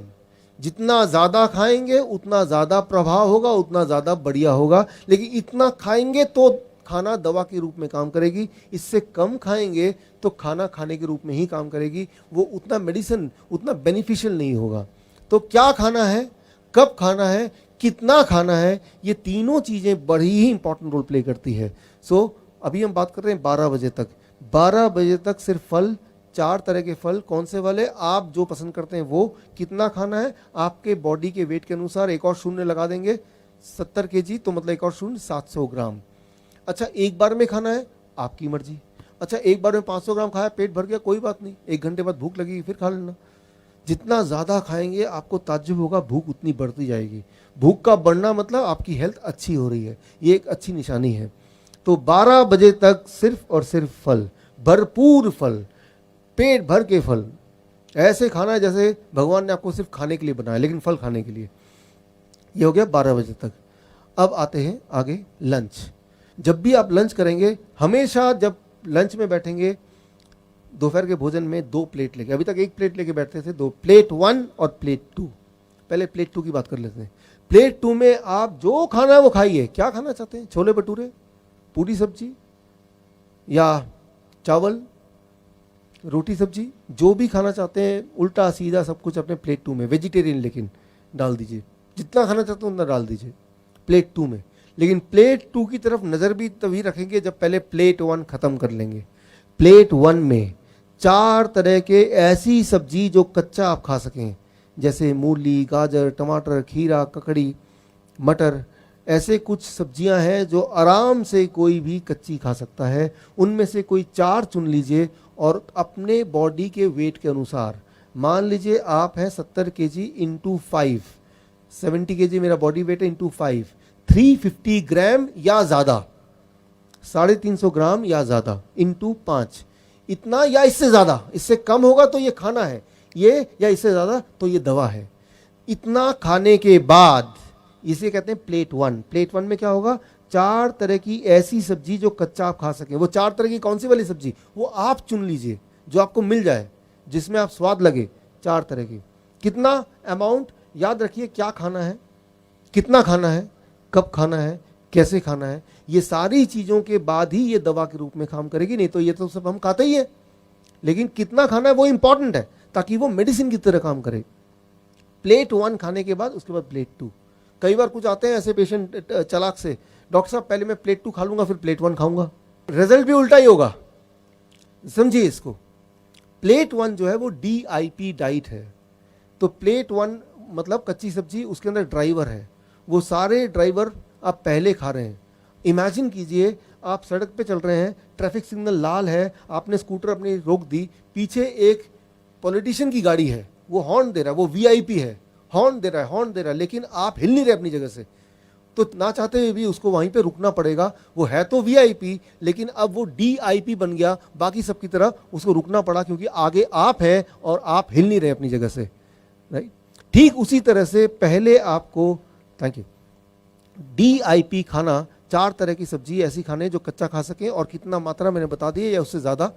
खाने के बाद अब आप प्लेट 2 खाएंगे, तो प्लेट 2 में जो भोजन है उसमें ड्राइवर 0 है ही नहीं, वो सिर्फ भोजन है। वो आपको क्योर नहीं कर सकती, ठीक नहीं कर सकती, लेकिन वो आपका नुकसान भी नहीं पहुंचाएगी, क्योंकि पहले ही बहुत सारे ड्राइवर हैं, और ये पीछे पीछे VIP फूड भी DIP की तरह काम करेगा। तो जब भी आप लंच करें, दोपहर का भोजन करें, हमेशा 2 प्लेट लेके बैठें, और प्लेट 1 में 4 तरह की सब्जी रखें, और प्लेट 2 में वेजिटेरियन मील, मतलब मांसाहारी नहीं, शाकाहारी भोजन, जिसमें डेयरी प्रोडक्ट ना हो, मीट मछली ना हो, अंडा ना हो, वो सब चीज़ ना हो, और उसमें कम तेल हो और कम नमक हो, ऐसा। ये हो गया लंच। डिनर का एक नियम, 7 बजे डिनर शुरू कर दीजिए, 8 बजे से पहले डिनर खत्म कर दीजिए। ये एक साइंटिफिक रीजन आप याद रखिए। सनसेट, सूर्य अस्त से पहले पहले हमारे पेट में जो पाचन शक्ति वो बहुत ज़्यादा होती है, और सूर्यास्त के बाद हमारे बॉडी का जो रिपेयरिंग है, ठीक करने, जो हमारे बॉडी के अंदर जो गड़बड़ है उसको ठीक करने की जो ताकत है वो बढ़ जाती है। हम क्या करते हैं, 10 बजे खाना खाते हैं, 12 बजे खाना खाते हैं रात के, तो उस वक्त बॉडी रिपेयर कर रही है, आपको ठीक करने की कोशिश कर रही है। लेकिन खाना खा के आप क्या कर रहे हैं, बॉडी को डिस्टर्ब कर रहे हैं। आप बॉडी को बोल रहे हैं पहले इसको भोजन को पचाओ फिर अपना काम कर लेना। ऐसा नहीं करना है, आपको 8 बजे तक अपना डिनर, रात का खाना खत्म कर देना है, पहली बात। दूसरी बात, डिनर में भी नियम वही रहेंगे जो मैंने अभी लंच में बताए। जब भी आप रात का भोजन करें, प्लेट 1, प्लेट 2। प्लेट 1 में 4 तरह की ऐसी सब्जी जो कच्चा खा सकें, और उसकी मात्रा मैंने आपको अभी कैलकुलेशन करके बताया। अगर आपका वेट 70 केजी का आपका बॉडी वेट है, इंटू 5 यानी कि 350 ग्राम, 4 तरह की सब्जी आपने खा लिए, कच्ची सब्जी। उसके बाद प्लेट 2 जो कि एक वेजिटेरियन डाइट है, जितना में पेट भर जाए उतना। कई बार कुछ लोग बोलते हैं प्लेट 1 में इतना खाऊंगा तो जगह ही नहीं बचेगी प्लेट 2 खाने की, तो खाइए मत। क्यों खाना चाहते हैं आप? बल्कि मैं आपको यह बताना चाहूंगा कि जब आप प्लेट 1 खाएंगे, पहले 3-4 दिन के बाद आपकी भूख और बढ़ जाएगी, और प्लेट 2 भी आप खा पाएंगे। ये सही है, बिल्कुल सही है, प्रैक्टिकल देखा है, सही। सो आपकी भूख और बढ़ जाएगी। तो भूख की चिंता मत कीजिए कि मेरा तो वो छोले भटूरे रह ही गए प्लेट 1 खाने के बाद, वैसा नहीं होने वाला। पहले 2-3 दिन जरूर लगेगा कि पेट भर गया, उसके बाद आपकी मेटाबॉलिज्म बोलते हैं इसको, मेटाबॉलिज्म हाई हो जाएगी। मेटाबॉलिज्म हाई होना मतलब आप जवान हो रहे हैं, आपकी उम्र पहले से कम हो रही है। जितना छोटे बच्चे होते हैं उनकी मेटाबॉलिज्म हाई होती है, राइट। तो वो एक अच्छी बात है, यानी कि आपके शरीर के सारे अंग और जवान हो रहे हैं। जितनी ज़्यादा भूख लगेगी वो एक अच्छा निशानी है कि सब कुछ ठीक हो रहा है। तो जब भी डिनर करेंगे वो इस प्रकार करेंगे। ये हो गया स्टेप 2। अब आ गया तीसरा स्टेप, क्या चीज़ों को नहीं खाना है हमें। वो 3-4 तरह के, एक तो कोई चीज़ जानवरों से निकलती है वो नहीं खाना है, जैसे डेयरी प्रोडक्ट, दूध। ये पंजाब है, मैं हरियाणा में रहा हूँ पिछले 15 साल, उससे पहले चंडीगढ़ में यानी कि पंजाब का पार्ट 7 साल रहा हूँ।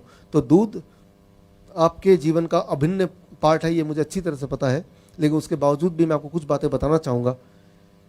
इंसान ही एक ऐसा जानवर है जो जीवन भर दूध पीता है। इंसान ही एक ऐसा जानवर है जो दूसरे जानवर का दूध पीता है। कोई और जानवर किसी और जानवर का दूध नहीं पीता है।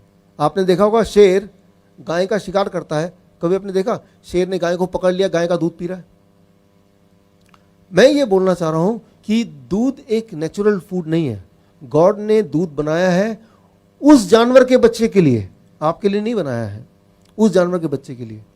कई लोग बोलते हैं लेकिन डॉक्टर साहब गाय का दूध तो बड़ा न्यूट्रिशियस होता है। गाय का दूध न्यूट्रिशियस होता है, लेकिन गाय के बछड़े के लिए भाई, आपके लिए नहीं।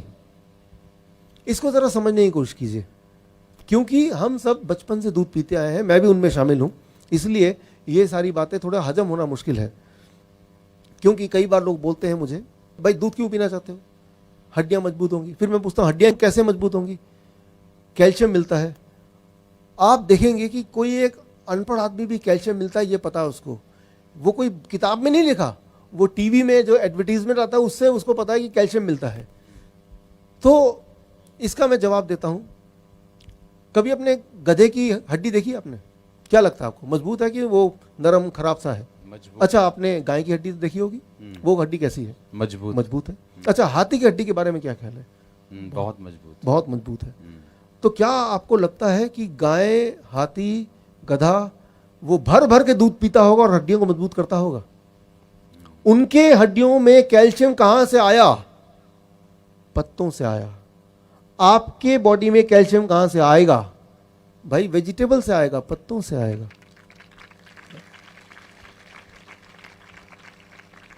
अच्छा, एक एक्सपेरिमेंट करके देखते हैं, आप मेरी बात मत मानिए, एक एक्सपेरिमेंट करके देखते हैं। आप इतना समय आपने मुझे दिया, तो मैं एक आपसे ये मांग रहा हूं कि आप अगले 15 दिन के लिए, जो लोग 15 साल की उम्र के हैं वो 15 साल से दूध पी रहे हैं, 15 दिन के लिए सिर्फ दूध का सारा प्रोडक्ट छोड़ दीजिए। 15 दिन के लिए, सिर्फ 15 दिन के लिए। 15वें दिन आप अपने आप से पूछिए मेरी एनर्जी कितनी है, मेरा बॉडी में फुर्ती कितनी है, मेरी नींद कैसे आ रही है, मेरा हेल्थ कैसा है, मेरा ब्लड प्रेशर कैसा है, मेरा ब्लड शुगर कैसा है। राइट? आप सबका आंसर पॉजिटिव मिलेगा। 15 दिन अगर छोड़ देंगे तो उतने में पता चल जाएगा। एक और एक्सपेरिमेंट कीजिए, एक और एक्सपेरिमेंट। आजकल छोटे बच्चों में डायबिटीज होता है, आपको पता ही है, डायबिटीज टाइप 1 बोलते हैं। मेरी ज्यादातर रिसर्च डायबिटीज टाइप 1 में है, छोटे बच्चों में। 2 साल का बच्चा, 5 साल का बच्चा, 10 साल का बच्चा इंसुलिन लगाते हैं, बहुत दुख होता है। जितनी बार खाना खाएंगे उतनी बार इंसुलिन लगाना पड़ेगा। हम खाना खाते हैं और बॉडी हमारे लिए काम करती है, लेकिन उनके केस में ऐसा नहीं है। जबकि असली बात यह है कि ये आप मेरी तरफ से उन पेरेंट्स तक पहुंचाइए कि इंसुलिन वाले जो बच्चे हैं छोटे, उनकी इंसुलिन छूट सकती है। क्या करना होगा, ये मेरा ये मैसेज उन तक पहुंचाइए। अगर उन लोगों ने बच्चों का दूध और दूध से बने वस्तु को बंद कर दिया तो पहले दिन से ही उनकी इंसुलिन की जरूरत 50% घट जाएगी, 50%। Thank you. मतलब ये कि अगर वो 30 यूनिट इंसुलिन देते हैं तब जाके ब्लड शुगर कंट्रोल में आता है, तो 30 की जगह 15 यूनिट ही देना पड़ेगा, और 15 यूनिट देने की जरूरत नहीं है। और अगर कहीं गलती से 15 यूनिट और दे दिया, उतना ही दे दिया, तो वो लो शुगर हो जाएगा, जो कि बहुत ही खतरनाक हो सकता है, किसी की मौत हो सकती है। इसीलिए उन पेरेंट्स को बोलना पड़ेगा कि देखिए भाई, बच्चे का दूध छुड़ाइए, लेकिन ध्यान रखिए आपको इंसुलिन भी आधी करनी पड़ सकती है, शुगर चेक करके ही इंसुलिन दीजिए, ऐसे मत दीजिए। तो इस बात से आप अनुमान लगा सकते हैं कितना ज़्यादा प्रभावशाली है दूध का छोड़ना। एक दिन में असर आता है, एक दिन में। मैं 1 महीना नहीं बोल रहा, 1 साल नहीं बोल रहा, एक दिन, 1 डे ओनली। लेकिन कभी किसी डॉक्टर के पास जाएंगे, छोटा बच्चा जाता है, तो वो कभी नहीं बताएंगे कि भाई दूध छुड़ा दो, आपका शुगर छूट जाएगा। वो बोलते हैं दूध डबल कर दो, इंसुलिन 4 गुना बढ़ा दो। राइट? तो आपको जान के हैरानी होगी, डायबिटीज के 10 पेशेंट में से हर तीसरा पेशेंट इंसुलिन लेता है। Every 3rd patient take insulin. और दुनिया में डायबिटीज इंसुलिन बनाने की कितनी कंपनियां हैं? सिर्फ 3 कंपनियां, यूएस की, जर्मन की, 3। वो पूरे दुनिया के इंसुलिन को चला रहे हैं, 3 कंपनीज। 90% मार्केट उनके कब्जे में है। जरा सोचिए, अगर वो तीनों कंपनी एक दिन फैसला कर ले आज से हम इंसुलिन नहीं बनाएंगे, क्या होगा? जो लोग इंसुलिन लेते हैं उनका क्या होगा? दिमाग में बात आ रही है वो तो मर जाएंगे, मर जाएंगे। कितने प्रतिशत मरेंगे? 3%। इंसुलिन ना मिलने की वजह से सारे नहीं मरेंगे, 3% मरेंगे।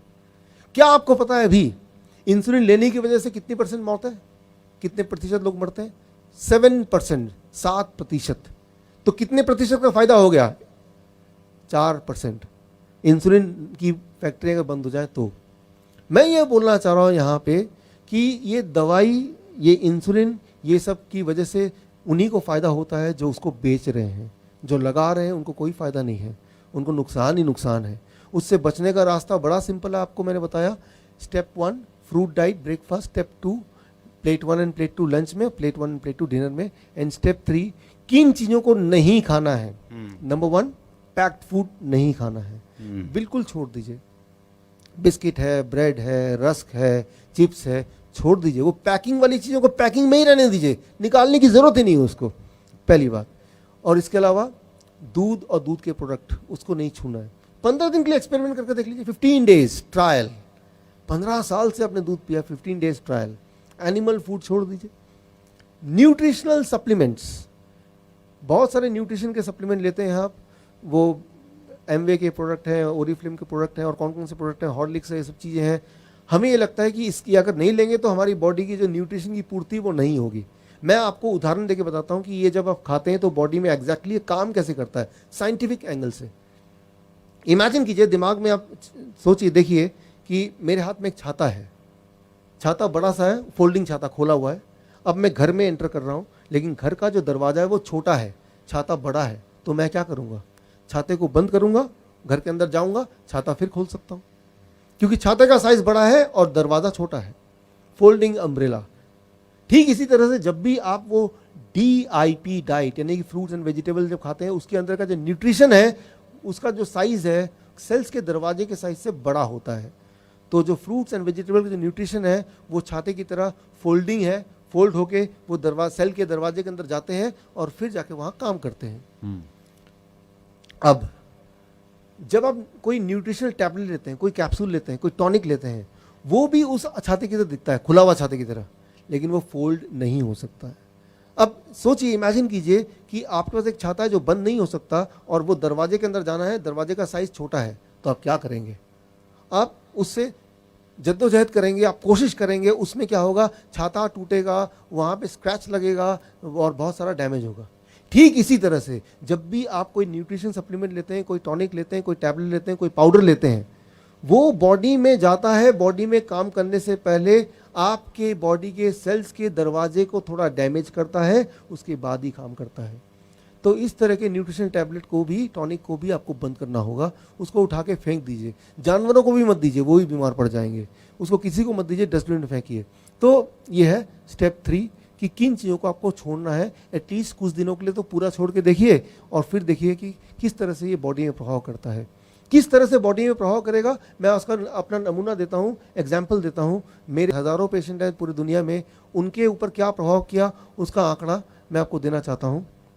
देखिए, पहले 3 दिन में आपकी मजबूरी हो जाएगी कि दवाई आपको डायबिटीज़ की छोड़नी पड़ेगी और इंसुलिन को भी आइदर बहुत कम करना पड़ेगा या छोड़ना पड़ेगा, क्योंकि ब्लड शुगर इतना कम हो जाएगा पहले 3 दिन में। पहले 1 हफ्ते के अंदर ब्लड प्रेशर आपका नॉर्मल में आ जाएगा, यानी कि ब्लड प्रेशर की दवाई छोड़नी पड़ेगी। इंटेस्टाइन, पेट की जितनी सारी बीमारियां, जिनको कॉन्स्टिपेशन है, जिनको पाइल्स है, पेट का कोई भी बीमारी है, जिनको एसिडिटी बनती है, कब्ज, बवासीर सब बोल रहे हैं, यस, बवासीर है, कब्ज है, चाहे वो 15 साल पुरानी हो, with in A weeks time वो कम होने लगेगा। 1 महीने के अंदर जो मोटे लोग हैं वो पतले होने लगेंगे। 10% बॉडी वेट, जिसका वेट 100 kg है वो 90 kg का 1 महीने में। आपको मैं एक्सरसाइज करने नहीं बोल रहा, एक्सरसाइज करना तो बहुत अच्छा होता है, लेकिन मैं ये मान के चल रहा हूँ एक्सरसाइज भी नहीं करेंगे, आप सिर्फ ये DIP डाइट जो मैंने बोला सिर्फ इतना ही करेंगे और ऐसा 1 महीने तक करेंगे। 10% वेट, जो मोटे लोग हैं उनका 10% वेट घट जाएगा। लेकिन 10% क्या, एक्चुअली उनका वेट घटेगा 20%। अगर वो 100 kg के हैं तो उनका फैट जो है, फैट वो 20 kg कम हो जाएगा और मसल्स 10 kg बढ़ जाएगा। तो इफेक्टिव वेट कितना हुआ? 90 kg, यानी कि वो स्ट्रांग बन जाएंगे। पतले दिखेंगे लेकिन स्ट्रांग बन जाएंगे, और वो जिम में जाएंगे तो ज़्यादा, जो जिम जाते हैं वो ज़्यादा बोझ उठा पाएंगे, भार उठा पाएंगे। लेकिन हमारे देश में क्या है कि कोई इंसान थोड़ा पतला दिख रहा है तो बोल रहा है आप तो कमज़ोर लग रहे हैं। वो बेचारा मायूस हो जाएगा, यार मैंने डाइट पे है, वो लोग मुझे कमज़ोर बोल रहे हैं। तो वो कमज़ोर नहीं, वो एक्चुअली आपकी तारीफ कर रहे हैं, आपको समझ नहीं आ रही बात, राइट। तो उसको तारीफ ही मानिए। लोगों को मोटा मोटा देखने की आदत है, कोई भी चीज़ अगर पतला है, स्लिम है, तो उसको बोलते हैं कि ये तो बीमार पड़ गया, जबकि ऐसा नहीं है। भगवान ने हमें बनाया है इतना मोटा। अब देखिए, जब आप कोई मोटा होता है, उसका जो हार्ट है, आपका जो हार्ट है, उसकी साइज़ मुट्ठी बराबर है। आप कितने भी मोटे हो जाएं, आपका हार्ट का साइज़ मुट्ठी बराबर है, इतना ही रहेगा। अब मानिए ट्रक के अंदर मारुति 800 की इंजन हम डाल दें तो ट्रक कितना दूर जा सकता है भला? ज़्यादा दूर नहीं जा सकता है। अगर इतना मोटा एक आदमी है, उसका हार्ट इतना ही है, वो तो बढ़ सकता नहीं है, तो हार्ट को कितनी मुश्किल होगी इस आदमी को आगे तक चलाने के लिए। तो हार्ट के अनुसार ही आपके बॉडी का साइज़ होना चाहिए, तो बॉडी का वेट होना चाहिए। ज़्यादा भारी भरकम इंसान दिखने में, कोई बोलेगा बहुत हेल्दी ये लग रहा है, बहुत ताकतवर दिख रहा है, लेकिन उसको बोलें थोड़ा यहाँ से यहाँ तक चल के देखना, वो हाँफ जाएगा। तो आपके अंदर जान आ जाएगी, ताकत आ जाएगी, आपका बॉडी वेट आपका कम हो जाएगा, लेकिन मसल्स बढ़ जाएंगे। लेकिन मसल्स पतले होते हैं, इसलिए आपकी कमर बहुत पतली हो जाएगी। जिनके गाल फूले हैं, गाल थोड़े अंदर आ जाएंगे, लेकिन आपको ताकत लगेगी, बहुत स्ट्रेंथ लगेगा। सो 3 महीने के अंदर अंदर आपके अगर कोई हार्ट की दिक्कत है तो सारी हार्ट की दिक्कत खत्म हो जाएगी। हार्ट की दिक्कत कैसे पता चलती है? मैं आपको सिंपल तरीका बताता हूँ, हाउ टू नो कि आपके हार्ट में दिक्कत है। देखिए, हार्ट के जो पेशेंट होते हैं, बड़ा सिंपल है, ये समझिए। बिकॉज हमारे देश में 10 में से तीसरा डेथ, 3 डेथ का कारण है हार्ट। हर 10 में से 10 मौतें हैं तो 3 मौत का कारण है हार्ट। हर 10 में से 2 मौत का कारण है कैंसर, राइट। तो इसलिए हार्ट और कैंसर पर थोड़ा जोर देना पड़ेगा मुझे। सो हार्ट की बीमारी में क्या होता है कि जिनको हार्ट की बीमारी होती है उन्हें कैसे पता चलता है? जब वो चलते हैं, सीढ़ियों चढ़ के ऊपर आते हैं, कई बार वो नोटिस करते हैं, यार जब भी मैं सीढ़ी चढ़ता हूँ तो थोड़ा यहाँ पे दर्द होता है। वो डिसाइड करता है कि मैं सीढ़ी चढ़ूंगा नहीं, मैं लिफ्ट लूँगा, तो वो दर्द गायब हो जाता है। फिर धीरे धीरे देखता है कि जब भी मैं सामान लेके जाता हूँ तो थोड़ा दर्द होता है, थोड़ा डिस्कम्फर्ट लगता है, तो वो सामान लेना भी बंद कर देता है। फिर धीरे धीरे कुछ समय बाद देखता है वो कि जब मैं यूं ही तेज़ी से चलूं तब भी दर्द करने लगता है, तो वो सोचता है मैं तेज़ी से चलूंगा ही नहीं, धीरे धीरे चलूंगा। फिर एक समय आता है, वो देखता है कि जब मैं धीरे धीरे भी चल रहा हूँ तब भी मैं हाँफ जा रहा हूँ, यहाँ पे दर्द हो रहा है, पेन हो रहा है, चुभन हो रही है। अब वो सोचता है कि मैं ऐसा करता हूँ, डॉक्टर के पास जाके एक बार दिखाई देता हूँ, चुपचाप, घर में नहीं बताया, चुपचाप चला गया डॉक्टर के पास। यूं ही घर वाले परेशान होंगे, डॉक्टर को बताया, डॉक्टर साहब ऐसा ऐसा मेरे साथ हुआ, जैसे मैंने आपको बताया। वो डॉक्टर क्या बोलेगा? इसका सीधा मतलब ये है कि आपके हार्ट में ब्लॉकेज है, तभी ऐसा हो रहा है। लेकिन डॉक्टर बोलेगा पता नहीं, हो सकता है ब्लॉकेज हो सकता ना हो, ऐसा करो एंजियोग्राफी करा लो, पहली बात, राइट। एंजियोग्राफी करा लो, डॉक्टर साहब जो है वो कर लीजिए। तो ठीक है, यहाँ साइन कर दो। क्या साइन कर दो? कि एंजियोग्राफी कराते वक्त अगर मेरी मौत हो गई तो मैं जिम्मेदार हूँ, ये डॉक्टर जिम्मेदार नहीं है।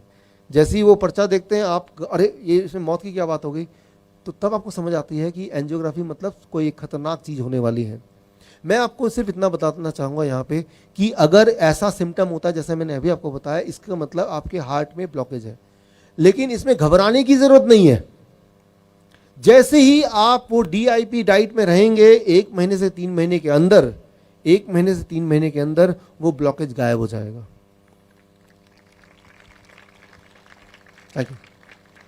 अच्छा, कैसे पता चलेगा ब्लॉकेज गायब हो गया? बहुत आसान। अब सीढ़ी चढ़ेंगे, दर्द नहीं हो रहा। अब दौड़ेंगे, दर्द नहीं हो रहा। सामान उठाएंगे, दर्द नहीं हो रहा। पता चल गया ना? तो कोई डायग्नोस्टिक की जरूरत नहीं है। गॉड ने आपके बॉडी के अंदर डायग्नोस्टिक बिठा दिया है, लेकिन हम क्या करते हैं? हम अपने आप पे विश्वास न करके वो मशीन पे विश्वास करते हैं। मशीन पे विश्वास करना कम कीजिए। आजकल क्या करते हैं, वो ना गूगल मैप, कहीं भी जाना है तो गूगल मैप ऑन कर लेते हैं। मुझे ताजमहल जाना था, मैंने कहा कि भाई मैप ऑन करो, मैप बताता है सीधे जाओ, राइट जाओ, लेफ्ट जाओ। फिर एक जगह पहुंच गए, हमने देखा ये रहा ताजमहल, ये रहा सामने, आंखें दिखा बोल रही ताजमहल, एक आदमी बोल रहा है ताजमहल, कान में भी आवाज़ आ रही है तो ताजमहल है, लेकिन गूगल मैप बोल रहा है 2 किलोमीटर और आगे जाओ। तो किसकी बात मानूं मैं? गूगल मैप की बात मानूं या जो मुझे दिखाई दे रहा है उसकी बात मानूं? लेकिन मैं तो टेक्नोलॉजी वाला आदमी हूं, मैं तो एडवांस आदमी हूं। मैं बोल रहा हूं मेरी आंखें धोखा दे रही है, मेरा कान धोखा दे रही है, गूगल मैप ठीक है। तो गूगल मैप के अनुसार मैं 2 किलोमीटर और आगे जाऊंगा, एक झोपड़ी दिखेगी, गूगल मैप बोलेगा यही ताजमहल है, मैं बोलूंगा हाँ, यही ताजमहल है। समझने की जरूरत है कि हमें टेक्नोलॉजी पे इतना भी भरोसा नहीं करना है, अपने आप पे भरोसा करना है। जो टेक्नोलॉजी आपके अंदर है, क्या भगवान ने जो टेक्नोलॉजी आपको बना के दिया, क्या वो टेक्नोलॉजी कोई बना सकता है भला? सबसे बड़ा टेक्नोलॉजी तो हम खुद हैं, लेकिन हमने अपने आप पे विश्वास करना कहीं छोड़ दिया है। तो अगर आपके अंदर कोई प्रॉब्लम है तो सबसे पहले आपकी बॉडी आपको बताएगी, दर्द के रूप में, पेन के रूप में, डिस्कम्फर्ट के रूप में। और अगर प्रॉब्लम है तो यानी कि आप बीमार हैं। चिंता की बात नहीं है। जैसे आप इस डाइट पे जाएंगे, फॉर एग्जांपल कैंसर का पेशेंट मैंने देखा है, मेरे बहुत सारे कैंसर के पेशेंट हैं पूरे दुनिया भर में, और वो जब इस डाइट पे रहते हैं, मैं 3rd स्टेज 4th स्टेज की बात कर रहा हूँ, 3rd stage cancer, 4th stage cancer, blood cancer की बात कर रहा हूँ, जो कि ब्लड कैंसर वाला पेशेंट तो कभी जिंदा बचता ही नहीं है 3-4 महीने के ज़्यादा। और ऐसे पेशेंट्स अगर ये डाइट पे आते ही अब उनका कैंसर और फैलना बंद हो जाता है, उसी वक्त से, उसी दिन से, सेम डे कैंसर फैलना बंद हो जाता है। और धीरे धीरे धीरे धीरे 9 महीने लगते हैं और कैंसर बिल्कुल पूरी तरह चला जाता है। 9 months कैंसर सेल सारे कम हो गए। कई बार पेशेंट आते हैं मेरे पास मजाक मजाक में, डॉक्टर साहब आपका वो जो डाइट है, वो डाइट में फॉलो करते हुए कुछ महीने हो गए हैं, मेरा ब्लड प्रेशर भी कम हो गया, ब्लड शुगर भी कम हो गया, मेरा वेट भी कम हो गया और मेरी जीने की इच्छा भी कम हो गई। लोगों को लगता है ये डाइट इतना मुश्किल है, हम पैदा ही किस लिए, खाना ही को नहीं मिल रहा तो जिंदा रहने का फायदा ही क्या है। लेकिन मैं आपको बता दूं, जब आप ये वाला खाना खाने लगेंगे, कुछ दिनों के अंदर, 21 डेज, 21 दिन के अंदर यही खाने को स्वादिष्ट मानने लगेंगे। आपका जो जीभ है, जीभ को नहीं पता क्या स्वादिष्ट है क्या स्वादिष्ट नहीं है। जो भी चीज आपने जीभ में लगातार 21 दिन तक रख दिया, जीभ 22वें दिन बोलता है यही स्वाद है। जरा सोचिए, जो शराबी था, पहली बार जब आपने शराब पिया, जिसने पिया, क्या बड़ा टेस्टी लग रहा था, बड़ा स्वाद लग रहा था। लेकिन आपने क्या किया, पहला दिन, दूसरा दिन, तीसरा दिन, आपके दोस्तों ने आपको हेल्प किया, फ्री में आपको शराब पिलाया और आपने पिया, फ्री में मिल रहा है। 21 दिन, 22वें दिन आपने अपने पैसे का शराब पिया। बोलने का मतलब यह है कि आपका जीभ का कोई परमानेंट स्वाद नहीं है, स्वाद बदलता रहता है। कोई भी चीज 21 दिन तक करेंगे तो वही स्वादिष्ट बन जाएगा, कोई भी चीज 21 दिन तक लगातार छोड़ देंगे तो जीभ उसके स्वाद को भूल जाएगा। 21 दिन का ही तो मामला है सारा। तो 21 दिन, इतनी शक्ति तो आप में है, तभी आप यह सब यहाँ पे हैं। सारे लोग तो नहीं, जो लोग यहाँ पे हैं पूरे दुनिया में से दूर दूर से आए हैं, तो वो शक्ति की वजह से आए हैं। वो शक्ति आपको 21 दिन के लिए देगा, उसके बाद आपका स्वाद चेंज हो जाएगा। भगवान का बना हुआ जो खाना है, गॉड का बना हुआ खाना है, उससे ज़्यादा टेस्टी थोड़ा ना आप खाना बना सकते हैं। इंसान सोचता है ये टमाटर क्या बना दिया, मैं बनाती हूँ इसको तल के, उसको उसमें घी भी डाल दिया, उसमें नमक भी डाल दिया, मिर्च भी छिड़क दिया, अब बोलते हैं इसमें स्वाद आ गया। आप एक काम कीजिए, जो चीज़ जैसे भगवान ने बनाए वैसे खा के देखिए, 21 दिन तक आपको ये पता चल जाएगा कि इतने सालों तक हमने क्या मिस किया, क्या चीज़ हमारे जीवन में आ नहीं पाई। खैर, देर नहीं हुई है, जो भी जहाँ पे है अपने जीवन के उसी स्टेज में आप इसको अपना सकते हैं। तो मैंने देखा जो अस्थमा के पेशेंट होते हैं, लंग्स के डिसऑर्डर के पेशेंट होते हैं, उनको लगभग 6 महीना लगता है। 6 महीना अगर वो ये डाइट पे रहें, 6 months, तो उसकी जो पंप है वो छूट जाता है, उसके अस्थमा ठीक हो जाता है। 6 महीना बहुत ज़्यादा नहीं होते लेकिन बहुत कम भी नहीं होते। लेकिन मैं जानता हूँ कि हर दिन वो थोड़ा थोड़ा ठीक होता है, तो उसकी हिम्मत बनी रहती है। देखता है आज मैं कल से अच्छा हूँ, आज मैं कल से अच्छा हूँ, यही ताकत मिलती रहती है। और थोड़ा 6 महीने के अंदर अंदर वो पूरी तरह ठीक होता है। जो घुटनों के जो पेशेंट्स हैं, घुटनों का जो दर्द है यहाँ पे घुटने के दर्द के लोग थोड़े बहुत हैं। देखिए, एक इंपॉर्टेंट बात याद रखिए, घुटने का दर्द होता क्यों है और क्या करना चाहिए हमें। घुटने के दर्द के होने के 2 कारण हैं। पहला कारण, जब गॉड ने आपके घुटने बनाए, ये स्पेयर पार्ट, जैसे मारुति गाड़ी या कोई भी कार का स्पेयर पार्ट होता है ना, कि इतनी बड़ी गाड़ी है तो टायर का साइज इतना होना चाहिए, उसके इंजन का साइज इतना होना चाहिए। तो गॉड को पता है कि आपके बॉडी का साइज इतना होगा तो उसके लिए घुटने इतने ही होंगे। लेकिन आपका साइज इतना बड़ा हो गया, गॉड को पहले ही पता होता कि आपका साइज इतना होने वाला है, तो घुटने इतने बड़े बड़े करता। लेकिन अब तो काफ़ी देर हो गई। तो हमारे बॉडी का जितना वेट होना चाहिए, भार होना चाहिए, उससे अगर डबल भार होगा तो घुटने कब तक सहेंगे, पहला कारण। दूसरा, अगर आप अंदर एक लेंस लेके देखेंगे घुटनों के अंदर, तो बहुत सारे छोटे छोटे छोटे छोटे घाव मिलेंगे। घाव, इन्फ्लेमेशन कहते हैं, घाव मिलेगा, जख्म। वो जख्म जब भरेगा, उस दिन घुटने का दर्द गायब हो जाएगा। अच्छा, तो वो जख्म भरें कैसे, उस घाव को भरना कैसे है? उसके लिए आपको चाहिए दवा। मैं आप भगवान का बना हुआ एक दवा की बात करते हैं। एक एक्सपेरिमेंट करके देखिए कल घर जाके। मान लो कभी कुछ कट जाता है, कहीं कट गया गलती से, ब्लेड लग गया, कट गया, आप क्या करते हैं? डेटॉल लाते हैं, कोई चीज़ लाते हैं, लगा देते हैं। आप डेटॉल मत लगाइए, आप कोई भी सब्जी लीजिए, पालक या कोई भी और पत्ता, जो पत्ता मिल जाए आपको, उसका जूस निकालिए। कोई भी पत्ते का जूस निकालिए, पालक का जूस निकालिए, मूली का जूस निकालिए, गेहूं के ज्वारे का जूस निकालिए, जूस लेके लगा दीजिए। आप हैरान हो जाएंगे कि उसी वक्त खून बहना बंद हो जाएगा और तेजी से 1 दिन 2 दिन के अंदर आपको पता भी नहीं चलेगा कि आपका वहाँ पे कट गया था। यानी कि वो मरहम गॉड का बनाया हुआ ऑलरेडी है आपके पास। Thank you. तो पत्तों का जूस अगर आप पिएंगे तो ये घाव बहुत जल्दी भर जाएगा। 3 महीना लगेगा लेकिन भर जाएगा, ये पक्का है। ये मैंने हज़ारों बार देख लिया है, राइट। सो जिन लोगों का कहीं भी दर्द है, जोड़ों का दर्द है, किसी भी तरह का दर्द है, तो यानी कि वहाँ पे अगर आप देखें अंदर लेंस लगा के, तो वहाँ घाव है, वहाँ ज़ख़म है। तो ज़ख़म का इलाज आपको पता चल गया, वो तो आपको पता है। कोई भी पत्ते का जूस, वो पालक का पत्ता हो सकता है वो, या कोई भी, या पत्ता खा लीजिए। जूस कौन बनाएगा? पत्ता खा लीजिए। रोज़ 100 से 200 ग्राम पत्ते खाने चाहिए सभी को। ज़रा सोचिए सही, पूरे दुनिया में 1/3 दुनिया का जो पूरा जगह है वो हरे से भरा हुआ है, ग्रीन। कोई तो कारण होगा ना। शेर भी जब बीमार पड़ता है तो वो पत्ते खाता है। इंसान जब बीमार पड़ता है वो डॉक्टर के पास जाता है।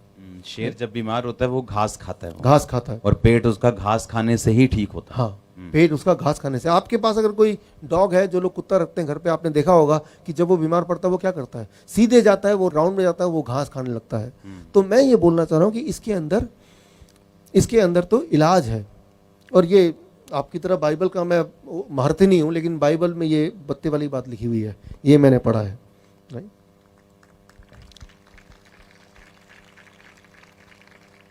गेहूं के ज्वारे, पत्तों का ये, वो घास का इम्पोर्टेंस, ये लिखा हुआ है। और वो आजकल की मॉडर्न साइंस इसको देख के उन्होंने एस्टेब्लिश कर लिया है कि वो जब पेट के अंदर जाएगा तो पूरे बॉडी में कहीं भी जख्म होगा तो वो बहुत जल्दी हील हो जाएगा। तो चाहे वो डायबिटीज़ हो जो 3 दिन में कंट्रोल होता है, चाहे वो ब्लड प्रेशर हो जो 1 हफ्ते में कंट्रोल होगा, चाहे वो मोटापा है जो 1 महीने में, हार्ट की बीमारी 3 महीने में, अस्थमा है तो 6 महीने में, या कैंसर होगा तो 9 महीने में। ठीक उसी तरह से किडनी का स्टोन अगर है तो इस डाइट पे रहने से स्टोन क्या होगा? धीरे धीरे डिजॉल्व होगा, छोटा होता जाएगा। टाइम लगेगा लेकिन हर दिन छोटा होगा, थोड़ा छोटा होगा, छोटा होगा, और एक टाइम आएगा जब वो डिजॉल्व हो जाएगा पूरी तरह से। तो बस इस डाइट पे रहना है। तो ये डाइट क्या करता है? एक साथ सारी बीमारी पे काम करता है। कई सारी ऐसी चीज़ें होती हैं हमारे बॉडी के अंदर, ब्लॉकेज होती हैं जो हमें पता ही नहीं होता, लेकिन ये डाइट उस पर भी काम करेगा जितना कि ब्लड प्रेशर पे काम करेगा। जब मैंने आपको पूछा था कि कैंसर क्यों होता है लोगों को, तो आपने बोला था कि अगर पका हुआ खाना हर टाइम खाएंगे तो कैंसर को रोक नहीं पाएंगे। yes. और जो पंजाब में जितना भी फसल होती तो वो रसायन डालते हैं, दवाइयाँ डालते हैं। जितना मेडिसिन, केमिकल और पक्का फूड जाएगा और बिस्किट, मैदा, ब्रेड जाएगी तो कैंसर को रोक नहीं सकता। कैंसर नहीं रुक सकता। जब परमेश्वर ने बनाया तो उसने टमाटर बनाया, उसने रॉ फूड बनाया, उसको तोड़ेंगे तो वीआईपी डाइट, तो वीआईपी डाइट कहीं भी जाएगी बॉडी के अंदर कहीं जाएगी, तो कैंसर बनाएगी, तो वो कैंसर इकट्ठा हो जाएगा।